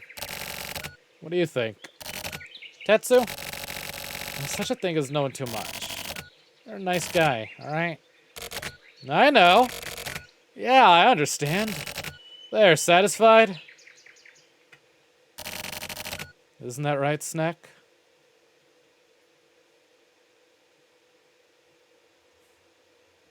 Was I there? I've been thinking. What if you'd been in a terrible environment? Or if there had been some problem with your upbringing? And it really wouldn't be your fault completely. I mean, I'm in no position to talk, but there are a lot of crimes, guilt, and flaws. These are things you can just erase away. Definitely not one's shadows. Erasing one's memory is cheating, of course. I say people are equal, right? That means we all have the same terms.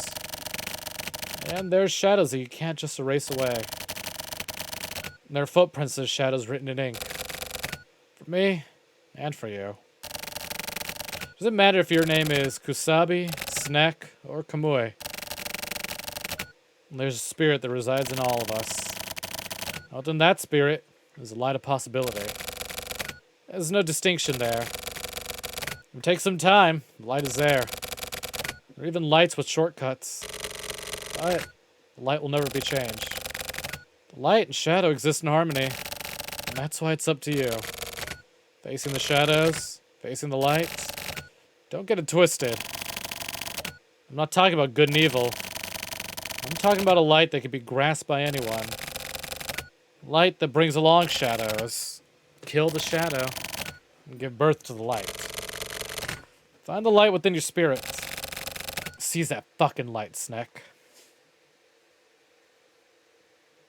You bet your ass I will, Tetsu.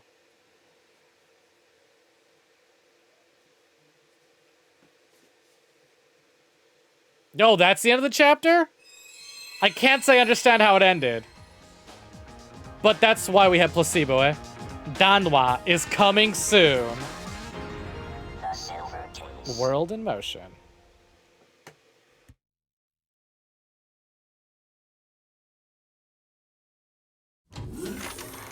God damn.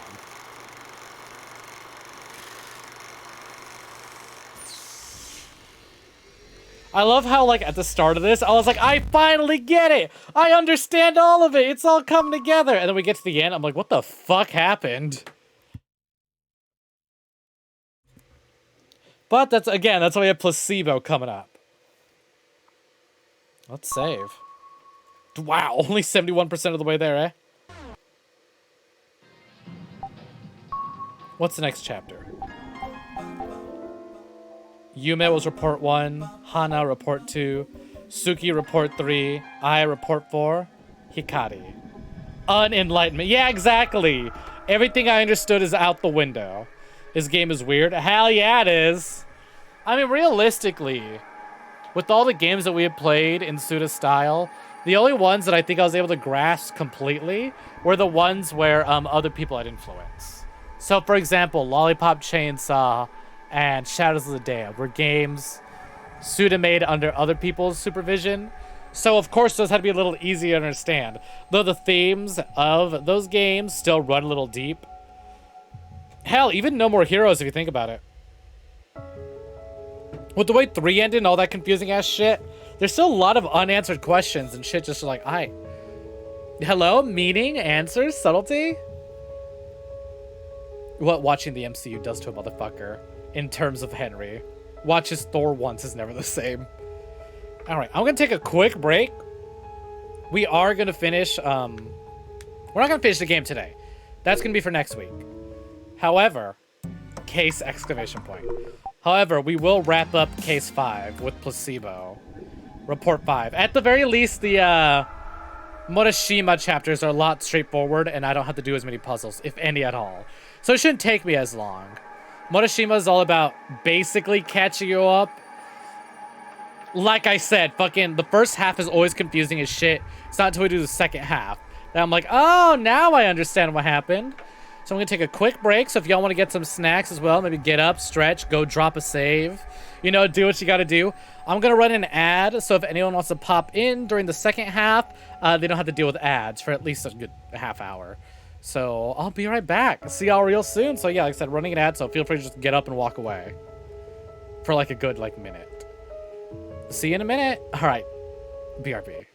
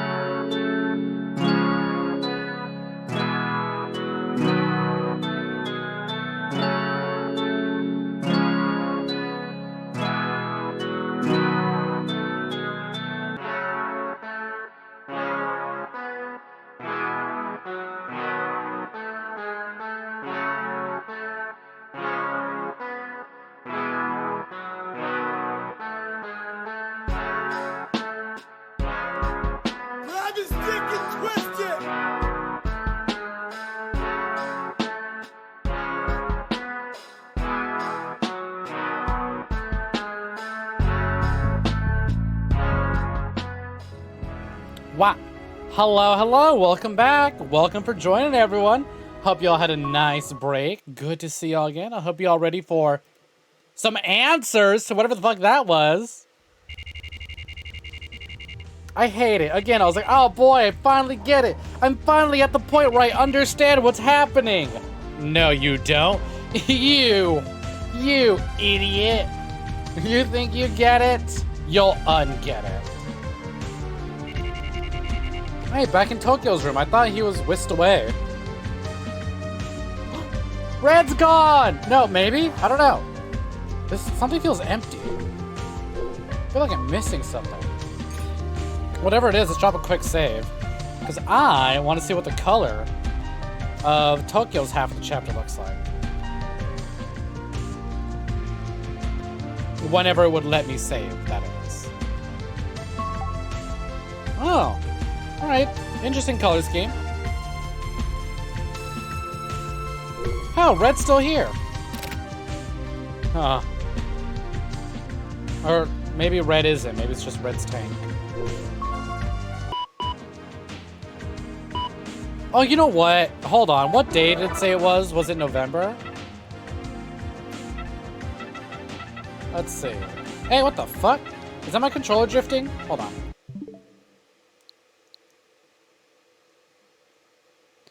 No? That was weird. Daily Mail. December 27th. Holy shit. Oh, this is way... This is like right after the events of that chapter. Okay. What's today's word? A fallen blossom doesn't return to the branch. A broken mirror cannot be made to shine. Something that is already out of commission can't be brought back again. Thank you for the wisdom, Daily Mail. Kind of dark.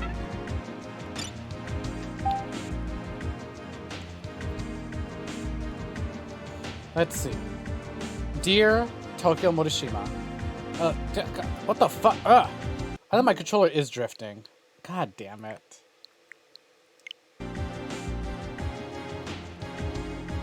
gonna have to start sending them into Nintendo. I'm decided to go after Kamui. He came back to this world, and he's finally shown his true colors. He's been committing all sorts of terrible crimes. My nerves have been a total mess recently. I've probably been taking it out on the turtle. I need to start rethinking things. You told me to... Hold on, was this to or from? From Erica. I've decided to go after Kamui. He came back to this world, and he's finally shown his true colors, and he's been committing all sorts of terrible crimes. My nerves have been a total mess recently. I've been taking it out on the turtle. I need to start rethinking things. You told me to back off from a Kamui because he was dangerous. Is that because I'm a woman? If so, then as your partner, I'm pretty pissed off. Kamui's partner Ayame killed people for Kamui. Not out of jealousy. I think it was from a more subtle, calm sort of emotion. I think that sort of murder could exist. Or murderer could exist. You don't understand women. So you don't get that I could be your partner. I think we can make amazing partners right now. I won't mail you anymore. Let me know when I can contact you again. I'll be waiting. I love you, Tokyo Morishima. I'll probably always love you, Tokyo Morishima the journalist. What is up with Erica? No, what is this? I got your turtle. Okay, oh, this is when it happened. All right, it was September 16th, 1999. This was the end of the last chapter. I went to your place today and got your turtle. He was freaking out. I tried giving him food, but he wouldn't eat. I hate reptiles and amphibians, so I just couldn't touch him. So I just stared at him for a while. When I finally stuck my hand in the water, he put his head on it. It's weird. I don't know if you'll read this, so I'm writing it like a diary. I cleaned the tank and fed the turtle again, and this time he ate it all. Looks like he was hungry. I feel like I know why you liked him so much. I decided to take him back home with me. Bad news though. I forgot to ask you his name. Or maybe I just forgot it. The turtle. The turtle won't calm down. Looks like turtles are delicate. It keeps hiding under his island thing and won't come out. The tank was too big for me to carry home, so I just brought the island thing and bought the rest of the new stuff. New. He seems nervous. I'm trying to be quiet to avoid bothering him. Sometimes he peeks his head out and looks around. He's probably looking for you. That, or he's trying to get me to tell him where you are. I don't have anything to say to him. I don't even know where you are, or if you're even alive or not. The turtle sleeps finally. I got the turtle a week ago. I got a bunch of stuff to clean his tank with. It looks really nice now. But the turtle flipped all the new stuff upside down and pushed it under the island thing. Looks like he didn't care for my presents. He keeps kicking sand all over the new stuff, so I took out all the things I bought and just gave him back his old dirty island thing. And that finally calmed him down. He got excited for a bit, then finally went to sleep. Sometimes I look at him and try not to be seen, and he shakes his head and kicks his legs to sleep.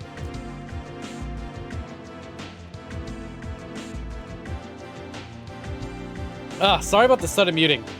I had a granola bar during my break, and I could feel some of the fucking oats in my throat. Oh my god. Maybe he's dreaming about something? I had a dream that you were asking me for help, even though that wouldn't happen. You just bottle up things on your own.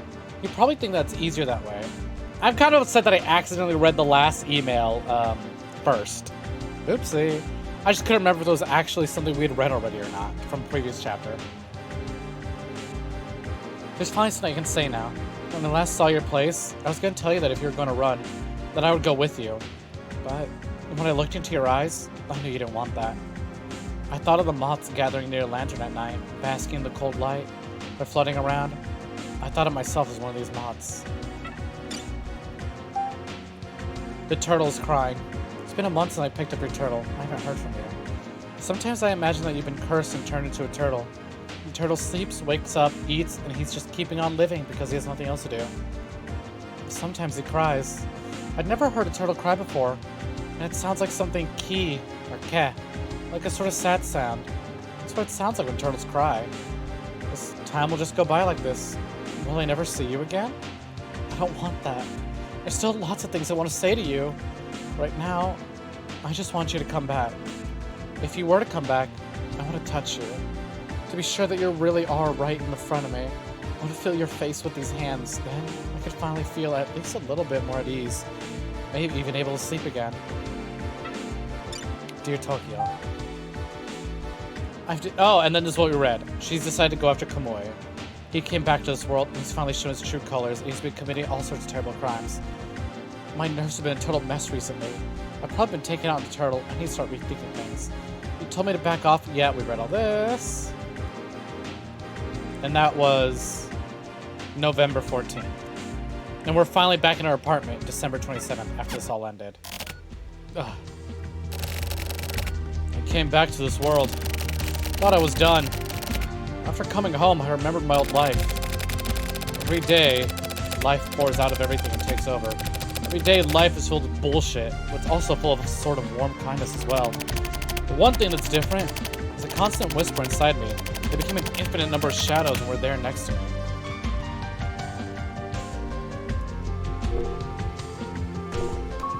Let's check out the phone. Red? Sorry. Red's not there anymore. Man, in the HCU, all of our friends are dead. And now, as Tokyo, our fucking turtle is gone. So this is either near the end of that last case or way after the end. I can't recall. I assume it's after the end though, because we met Morishima in the subway. Guardian Martin, wait. You're calling me? It's that woman. So if I am close my door, it's fucking cold in here. If I'm speculating correctly, Morishima's also a Kamui, right? It's also Morishima is also one of the like quote unquote Kamui kids. He was out. The syndicate wanted him. He was out finding his true self and decided, nah, I'm done with that. The dead are still here. Leave me alone. Stop. Feel me. You know, I was kind of hoping that the Morishima chapter would wrap things up and make me understand things. Maybe not. Oh, jackhammer though. Here we go. Here's what we need. We need a nice cold drink and to talk to our favorite bartender, who's kind of an asshole because he called our turtle ugly. I'll still never get over that. The fact that he was being an asshole, he called our turtle ugly, and Morishima was like, man, fuck you. That kind of hurt my feelings. I'm leaving. I don't even want to drink anymore. It's been a while. Yeah, it has. Did you go on a trip somewhere? Kinda, yeah. You don't look well. Really? You look rather sick, actually. Yeah. Mr. Morishima. Huh? Would you like something to eat? Yeah. I'll make an omelet. Lots of butter. It'll melt in your mouth right away. It should be easy to eat. Save the alcohol for later. How about it? Yes, please. He's making us an omelet. An omelet at the bar? That sounds really good. You have no choice. Listen, just as the river eventually flows into the sea, it's perfectly clear that there's no change in course now. Fuck this. You're going to kill Snek. The fuck I am? I'm just a rider. I'm no fucking hitman. He's one of the other ones you already employ. Like when he killed the bat. That won't work. You have to kill Snek. You having to kill Snek is just you reaping what you've sown. Hey now. Why the fuck? You made contact with Kamui and survived. That means the die has already been cast. Yeah, omelette du fromage. The fuck are you talking about? Why don't you understand? Why don't you even try to understand? Ugh. When the bat was killed, some weird shit happened. He spoke to me after dying. Actually, even now he keeps talking. The whole time it's driving me fucking nuts. What the fuck is this? These motherfuckers, they're like ghosts or something, right? Do something about them. Just like at Babylon. At the same time, the memory sealed up inside me came back. Snek and I were both made from the same material. Okay, so yeah, there we go. 100%. He is a Kamui as well. Right? Yes. Then when Kamui came back, something came alive inside of me. Is that what you're talking about? Yes. Who am I? You're going to kill Snek. I can't. And he didn't. We met several times and he didn't. Damn, who'd have thought, huh? Morishima and I made cut from the same cloth, made born to be rivals. But our love for red-eared sliders kept us besties. We just like reptiles too much. So that's why we kept running to, I was gonna call him Kamui. That's why we kept running to Morishima. The Syndicate wanted him to kill us. They wanted him as their Kamui.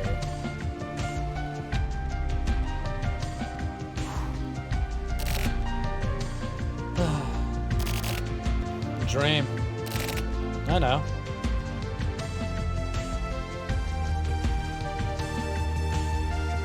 Check our emails. We're gonna send an email to Erica. Let her know that we're back and we're live. What is this? From Tokyo Morishima to Tokyo Morishima. Woman at Babylon. Help me. I was killed by that woman, Ayame. She shot me with a harpoon gun, came up to me, and a cut across into my stomach to kill my baby too.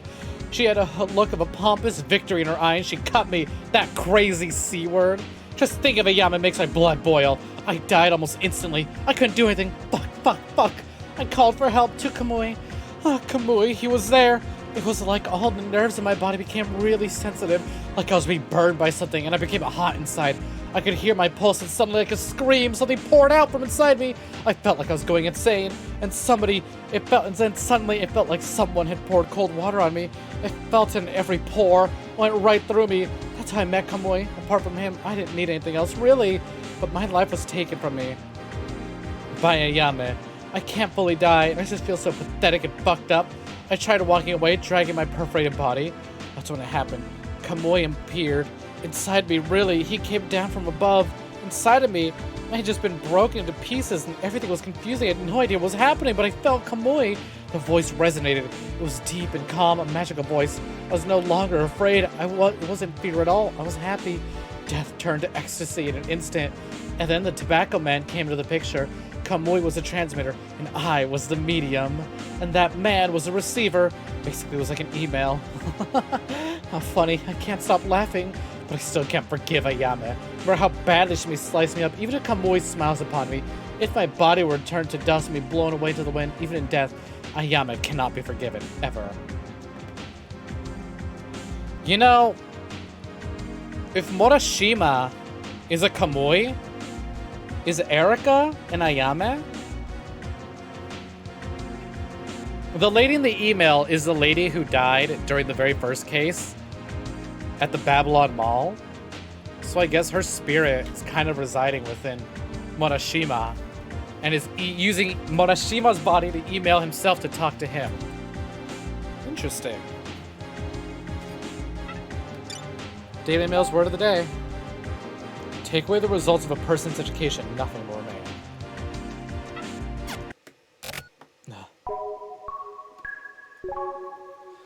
Huh. But yeah, so the Ayame that kidnapped not Morishima, Kamui at the start, is one of the ladies cut from the same cloth. So we already have an Ayame in the HCU, and it's that new girl. And now, for Morishima's chapter, we have a Kamui. So now I'm just like, okay, Erika's gotta be an Ayame, right? One carton of the usual. Huh? Oh, hey, it's you. I haven't seen you in some time. Yeah. I assumed you were the kind of guy who wouldn't quit smoking even if he died. Had you given it up for a while? It's pretty cold, huh? It's winter, son. Winter's cold. Yeah. Maybe you were sick. It's already the end of the year. Are you even listening to me?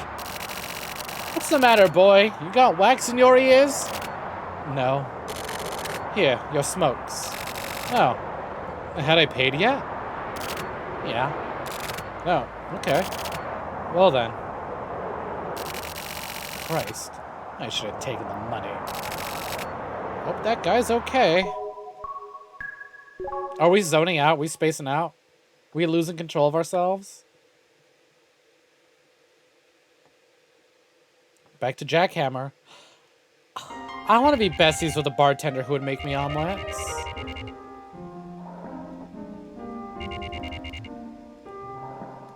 See, it's games like this and Valhalla that made me go, man, being a bartender would be cool. But then I think about what like bars and clubs are like. I go, man, being a bartender sucks. Mr. Morishima. Yeah? Do you know what's in the cocktail? You're always drinking? Oh, this? No idea. Miss Erika came in a while ago. She was drinking the same thing. Oh, really? A dry gin, dry Vermont, and sweet Vermont. 1/3 of each, you mix the same amount of each together. From this combination, the flavor is born. Honestly, I kind of wanted to be a bartender for a while. It's not too sweet, not too dry. Yeah, you're right. The name Trinity comes from the Christian idea of the Holy Trinity. The Father, the Son, and the Holy Ghost, you know. The drink is also called a perfect. Perfect, huh? Does anything perfect even exist in this world? It does not. That's why everyone seeks out perfection. But the opposite is also true. The opposite? The opposite. What the hell do you mean? The imperfect can be considered perfect by virtue of its imperfection. That's... what kind of rhetoric is that? Oh no. Actually, it's more like life wisdom. As humans, we live as worthless, filthy existence. We live a worthless, filthy existence, right? But because of the fact that we're worthless and filthy, we can also be insanely pure. I don't think so. Sorry, but... Mr. Morishima, people are all perverts. Huh? Who's a pervert? For example, me.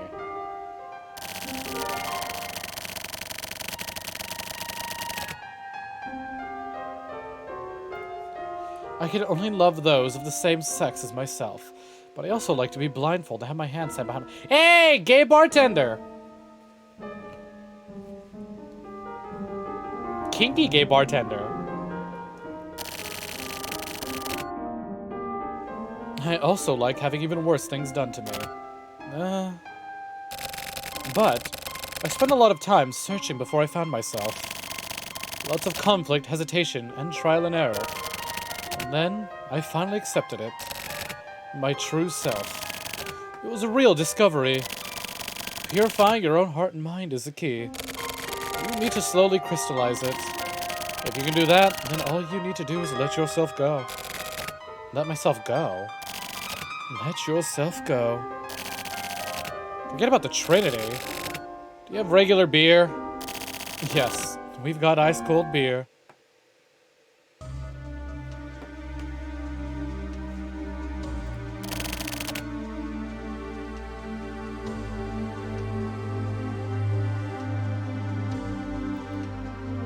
Allow me to explain.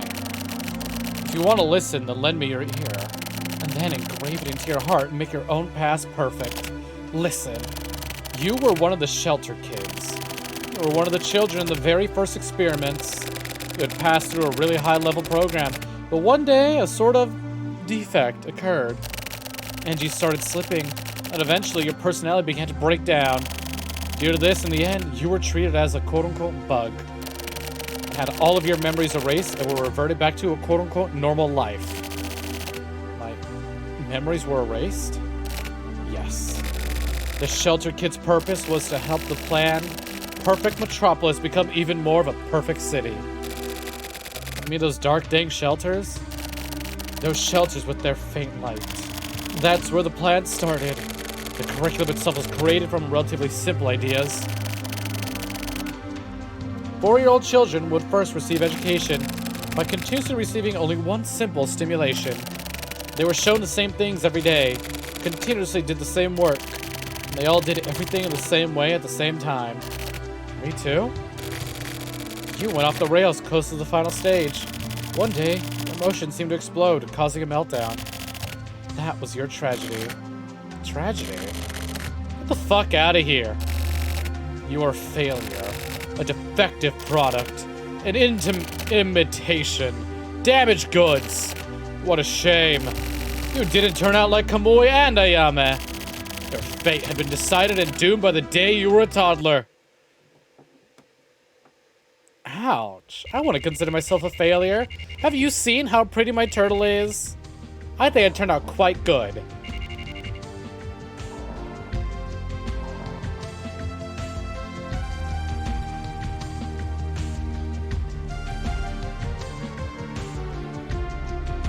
Any other dreams? No, that was a dream. I'm curious to find out who we were talking to in that sequence. Probably just some random mystery dude from one of the syndicates. No.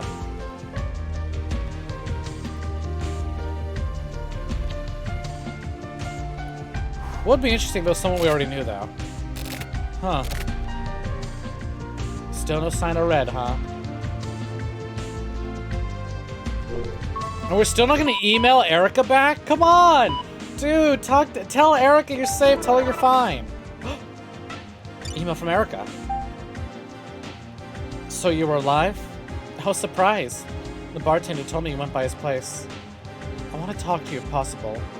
If you have the time tomorrow night, can you come to the Skolba chat room? I'll be there at 11 p.m. I'll be waiting for you. Weekly mail, weekly lovers.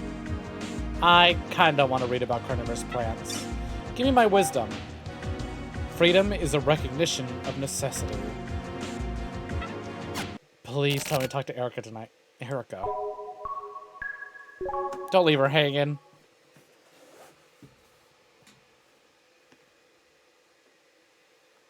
Gladiolus. What's that gladiolus? We always go here, but I don't remember what it is. Typhoon is our apartment. Oh, hey! Oh, hey! Wait a minute. This is the fucking studio where we found Kamui tied up. This is where Ayame had him. Ugh. I can feel you, Ayame.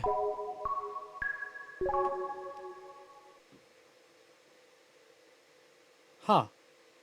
So we came to check it out, and that was it, huh? With Kamui 1 gone. I'm just gonna call him Kamui 1. Maybe we're remembering things he does? Who knows? Confusing. Damn. I hope Morishima gets to stay himself by the end of this. Everyone's already been through so much. Can Morishima just, you know, after this is all done and over with, can he go back to being, well, Morishima? I wish I could have been raised like some sort of pitiful flower. But a day goes by that I don't think that, even now, always. My name, Ayame, comes from the word Ayameru, which means to kill. How terrible is that? You, Kamui, and I are all pawns in a game. We're a fabricated existence. People are stupid. Ayame was created to be an even more mechanical being than Kamui. Created to face off against the powers that created Kamui. Easier to control than Kamui. A killing machine with even higher killing capabilities than Kamui. That's me, Ayame. Take the time to comprehend everything. You, me, and Kamui. Considering what happened after being thrown back into everyday life, the girl was used for Ayame in order to differentiate her from Kamui. They simply switched genders, but since the grown-up Kamui and Ayame were brought— Wait, oh, I didn't finish reading that! I didn't hit A! They were drawn to one another. There was a miscalculation the man made mass production Ayame. By becoming pregnant with Kamui's child, something inside me snapped. All of a sudden, emotions that had been pushed back, bottled up, exploded. There was nothing I could do. Is there a reason why a female praying mantis meets her mate once she becomes pregnant? To her, at least, there is no reason. I wish I could have been raised like some sort of pitiful flower. Not a day goes by that I don't think that. But simply saying it out loud won't change anything. Also, I have this child. If nothing else, at least I won this child. I won't kill Kamui. Nor will I kill Snek. I can't kill him. There were those who wanted that, though. Do you understand? Can you hear it? Listen to me. Find something for yourself. Wait, hold on. Now I'm kind of confused. Vacant lot. Same day. Oh, not this music. Switch yard. 6:07 p.m.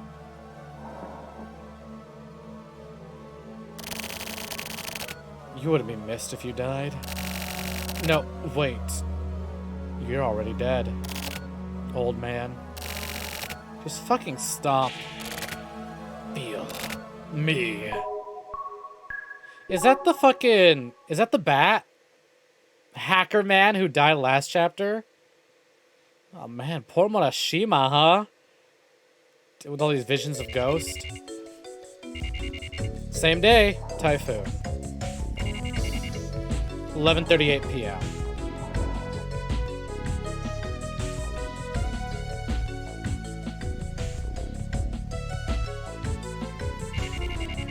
Wait, 11:38?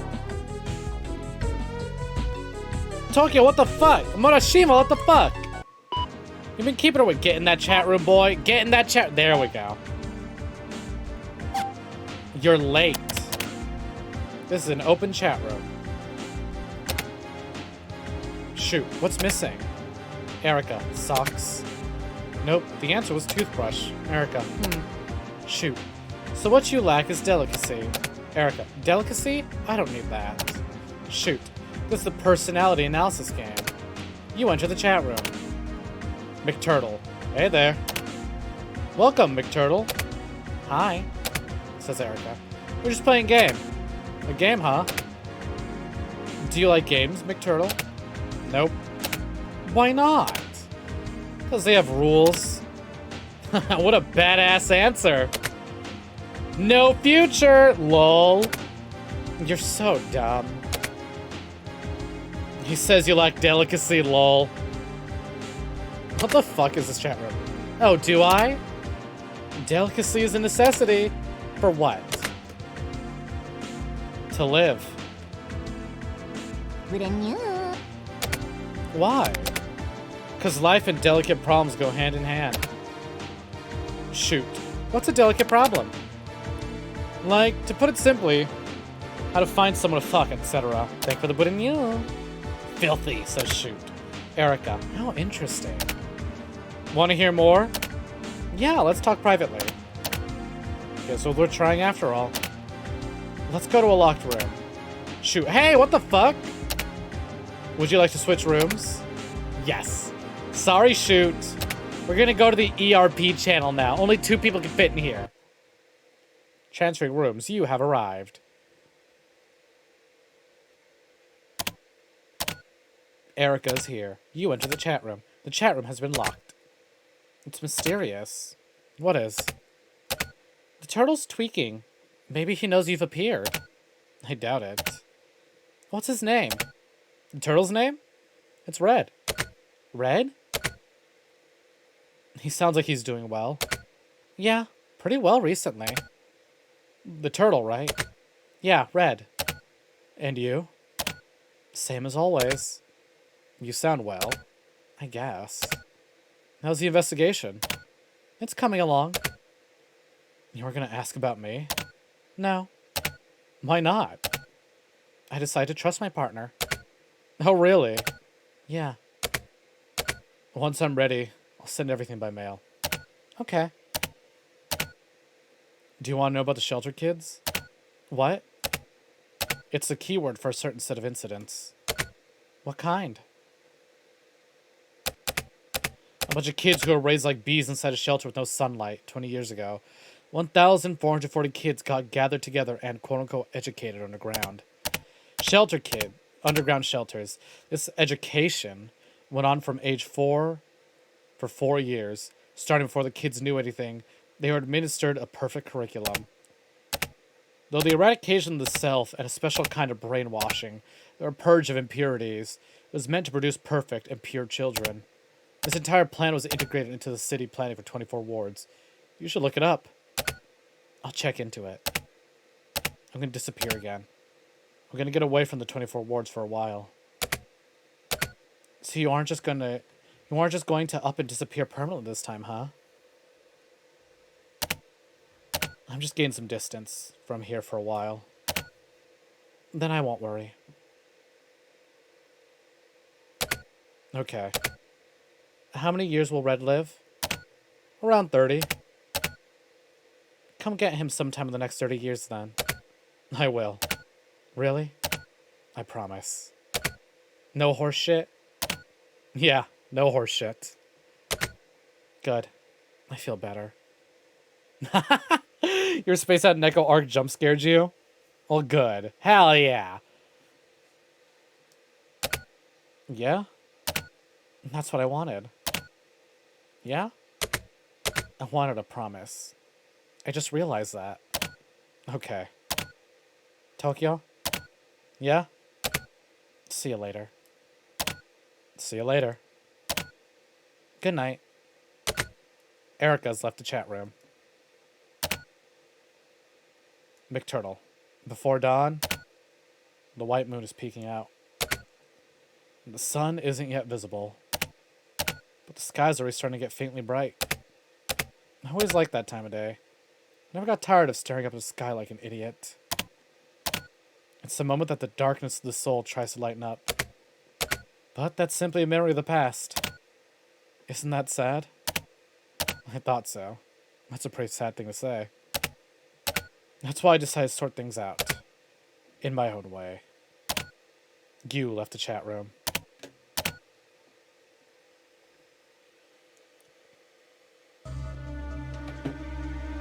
So that's it? We're leaving the 24 wards? It all goes back to city planning from 20 years ago. There were all sorts of citizen activist groups working in this area. The government was at war with itself over city planning revisions. Hachisuka was a lieutenant in one of these activist groups. That's right, Hachisuka, the current mayor. Not Chizuru, Chizuru's dad. Mayor Hachisuka? How is he related to all this? Just listen. At the time, Hachisuka's election as mayor with no backing from any government party was greatly affected by the Mikumo incident. Pollution, grassroots activism, pressure from the upper class, and the city itself all came into question. That's where Hachisuka proposed a certain idea. Revolutionize the 24 wards from the ground up. He had an amazing plan. His plans for the city were absolutely perfect. How was it perfect? The brains behind Hachisuka's plans was a man named Nezu. Nezu himself was a worthless man with no ambition to speak of. But he was a real genius. There wasn't a programmer in the entire world who could hold a candle to him. Programmer? He wasn't a politician? Or a scholar or something? He was a programmer. It was Nezu who put together the plan to rebuild the 24 wards. That's not all. Even now, everything in 24 wards is controlled by him. When Nezu hits the keyboard, the world literally changes. It's been continuing for the past 20 years. No way. He changed the entire infrastructure to make it possible. To Nezu, running a city is probably like playing a game. Like he's continuing to play in an imaginary world. Like Sim City, but real life. But that affects the real world in 24 wards. The optimization of the perfect city continues by Nezu's hand. So he's just one guy. It's called a fucking dictator. No, it's not a dictatorship. It's a system of control and maintenance. This supercomputer level genius keeps control of the city. It's possible to maintain metropolitan perfection. It's the origin of the very world in which you are living right now.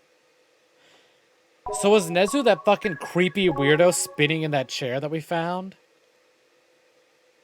Make a lot of sense, all those computers. He just fucking control the entire city as he pleases, like he's playing Sim City. I'm glad we fucking shot his ass. Bar, jackhammer. 2:10 a.m. Damn, we're out here late. Do you know what my biggest problem is? No, sir. But I'm sure you have a very good idea. Yeah. I tried purifying my heart and crystallizing it and then thought about it. In that case, your answer must be correct. You think so? Of course. What would you do? Also, I didn't say it just 'cause I was so, like, immersed and invested in the scene. But, like, the dialogue between Erika and Morishima in that chat room. Love that shit. Love that shit. I wonder if Erika's still married. Or if she divorced her husband after realizing she... Or just flat out ran away. Now that she fully admits that she's in love with Morishima. Ah, God. Mutual pining for a long time. Such a sucker for that shit. What sort of situation? Do it. Or run away. And... do it, and you'll be more comfortable. But it won't feel congenial. Run away, and you're in for hell. But when you think about it, that's exactly how you've lived your life up till now. I'd bet on whatever you decided. I'd bet all the money I have on it. This isn't a fucking horse race. You're welcome. Huh? Oh, I thought I heard you say thank you just now. Anyway. Come on, let me hang out with him more. I like the bartender. So you're saying that this city's that's the city's underground system, huh? Yes. And that includes a shelter kids policy as well. So this Nezu guy was responsible for that too, huh? The shelter kids? It was implemented by the tech faction. The 24 wards were roughly broken up, and the TRO, CCO, and FSO were fighting for power. The shelter kids policy was backed by the TRO. That doesn't really mean much, because Hachisuka was bigger than the political factions, and Nezu had been controlling the balance between all of the factions. The shelter kids were small fish. They were like fish released into a pond to breed. They were easy to control, and they moved like pawns. Pawns in Nezu's game. And after the original plan embedded in future, And failure, or rather, after the prototype experiments had finished, exactly 20 years ago, Kamui Urehara was selected to be the template personality. That was to replace all of the old shelter kids with the new. So the big bad Kamui finally fits into this. This original Kamui Urehara is known as the Format Kamui. They were a hitman who lived 20 years ago, or an expert criminal. It was a bloody man. Or maybe a man who craved blood. The original Kamui. Hold on. Wasn't the shelter kids policy supposed to create obedient citizens? Why use someone like Kamui? Because Kamui Urehara was a soldier who followed orders. Listen. He doesn't kill on his own volition. He simply receives his order and executes them without question. He's easy to control. You could say that, in a way, he has an extremely pure character. Take the criminality away from Kamui Urehara, you'd have a perfect human. This is why he was chosen. But that didn't happen. No, it didn't. Kamui went out of control. He's an uncontrollable criminal. Kamui's ferality grew fangs. That, or maybe a program surpassing anything man-made took over. Kamui's too dangerous. Kamui should be transferred to Snek any time now. Transferring? Motherfucker. All this shit is fucking bananas! There are no words to properly describe what is occurring right now. But it is known that Snek is going to become the next Kamui. Kill them. Who? Why do I...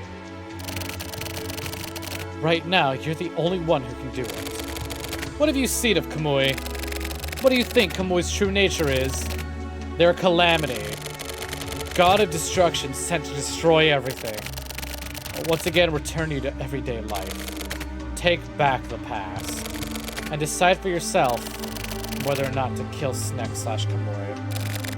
I'm trusting this to you. This is your only chance to make something of your cursed life. Those foul, lingering consciousnesses inside of you will fade away once you kill Snek. Wait. You're... Who? Who is it? Typhoon. Back home.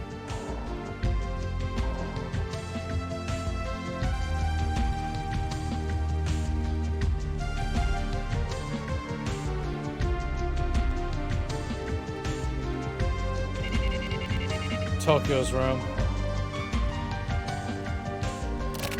No.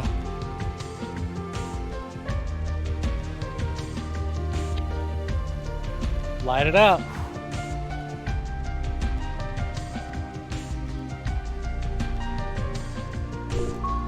Any more emails? Probably not from Erica. Which are the only emails I really care about. Mail from myself, the Switchyard Bat. I heard a breaking sound. It was the sound of a skull cracking open. Something hot swirled up inside. I immediately knew that it was lead bullet. The face of the man in front of my eyes suddenly blurred up.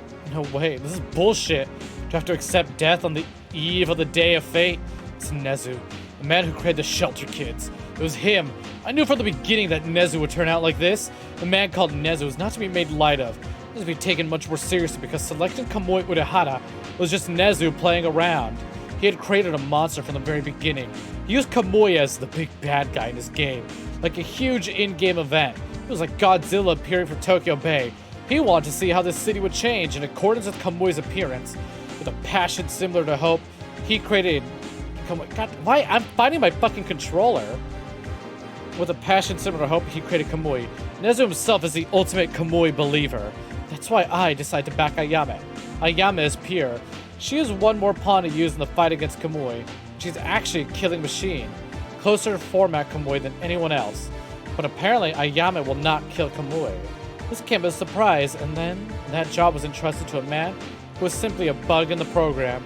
The situation's not acceptable! But, I heard a whizzing sound, and the lead flew at me. Ugh, it was terrible. It was truly terrible. There's nothing that can be done, is there? For me, time was stopped forever. Ayame. Oh, Ayame. Now my dream of seeing you with my own two eyes will never come true. It's like a whistle blowing in another dimension. Nothing more than a phantom echoing vacaciously from afar. So that's the bat. From you to Morishima. It came back, so resending. Forwarded from you. Ciao! And for some reason, the mail I sent earlier had bounced back. It's a bit late, but I'll resend it. Original message. How's it going? Merry Christmas! 3 cheers for the end of the millennium. Love and peace to everyone. I hope the coming year's a great one for you. Kiss! Who is you? How lovely. Nice. Oh shit! It's December 30th. It's about to be the year 2000. From Tokyo. Oh shit! Now we can see ourselves typing it. Subject to client. Drink it all up. The very fate of all of it. And then to where? I don't know. Keep moving forward. That's my conclusion. I won't kill Snek. I'll simply let everything be. But I'm gonna delete the memories inside this machine that's me. I'm deleting all of my writings. If I disappear, you're sure to come here. And then you'll delete this yourself. I was able to hear the voices. When you find out about the lingering consciousness, when you finally open this mail,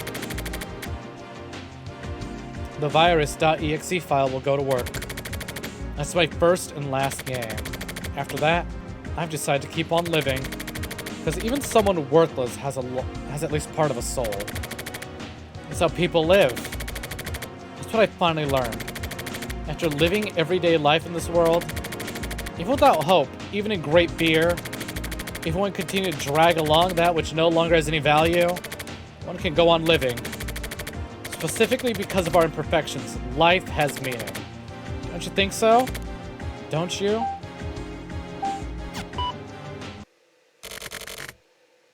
Take it slowly. Get the feel of it. Walk my path. Inside a tree. Is the computer virus he's talking about? Pick a flower. Bathed in moonlight. Feel the love. Everything is as it should be. Everything is in front of you. Everything is for you. Keep moving forward. Oh, hey, the text box is starting to fade away too. Together with the light.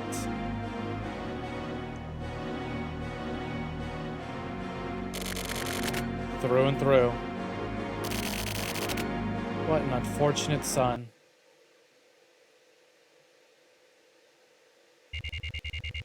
December 31st, 1999, Friday. Bar Jackhammer. 11:57 p.m. 3 minutes to midnight. To the year 2000.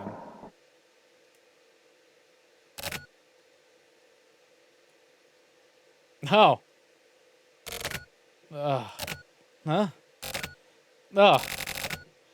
I fell asleep? Guess I drank too much. Anyway. Huh? What's this piece of paper? Once you've locked up, I want you to toss the key inside the shop from the gap under the door. Then it'd probably be best to run in life. It's okay to stick your tail between your legs and run away once or twice. Huh? My tail isn't exactly long enough to stick between my legs, but whatever. There is no escape. Shut the fuck up. Yeah, shut the fuck up, bitch-ass ghost. You're the dead one here, not me. I'll run as far as I need to, for as long as I need to. I'll find a way out. Kill. Once and for all. Listen.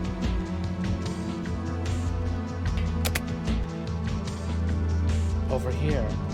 I was really hoping we'd at least get to spend New Year's with somebody, at least a bartender, but he wasn't even there. Ugh.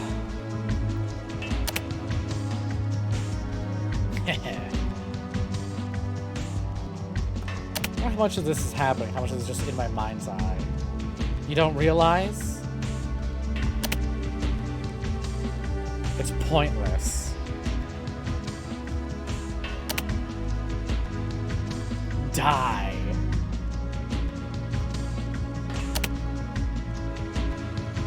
Suffer. Oh, he's a bitch-ass angry ghost that I'm hearing. Come here.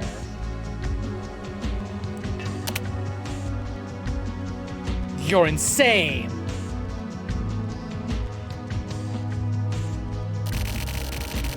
Fucking lingering consciousness bullshit.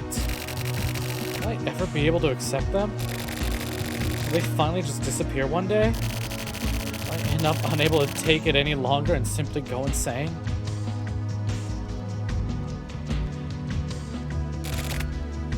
Fuck off. Yeah, tell those fucking ghost voices to fuck off. Hikari. What does Hikari mean again? Hikari means Yami is coming soon. Blue Monday.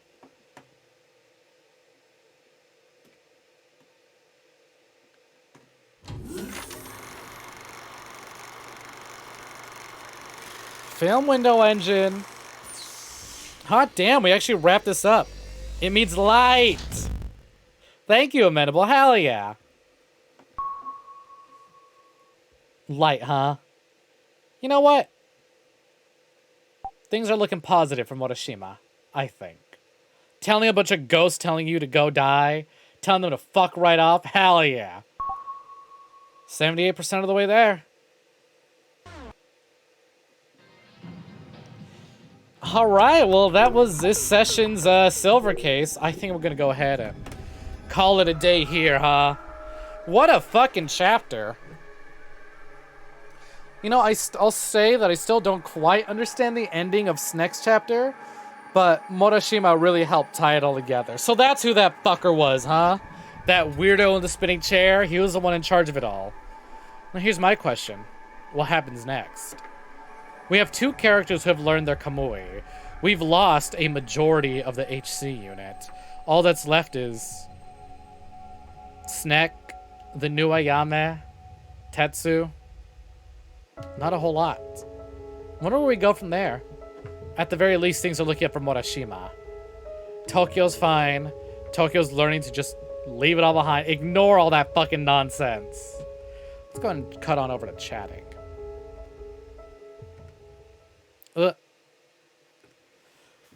Well, hell yeah, that was today's Silver Case session. Thank y'all very much for hanging out with me. This has been a lot of fun. Holy fucking shit.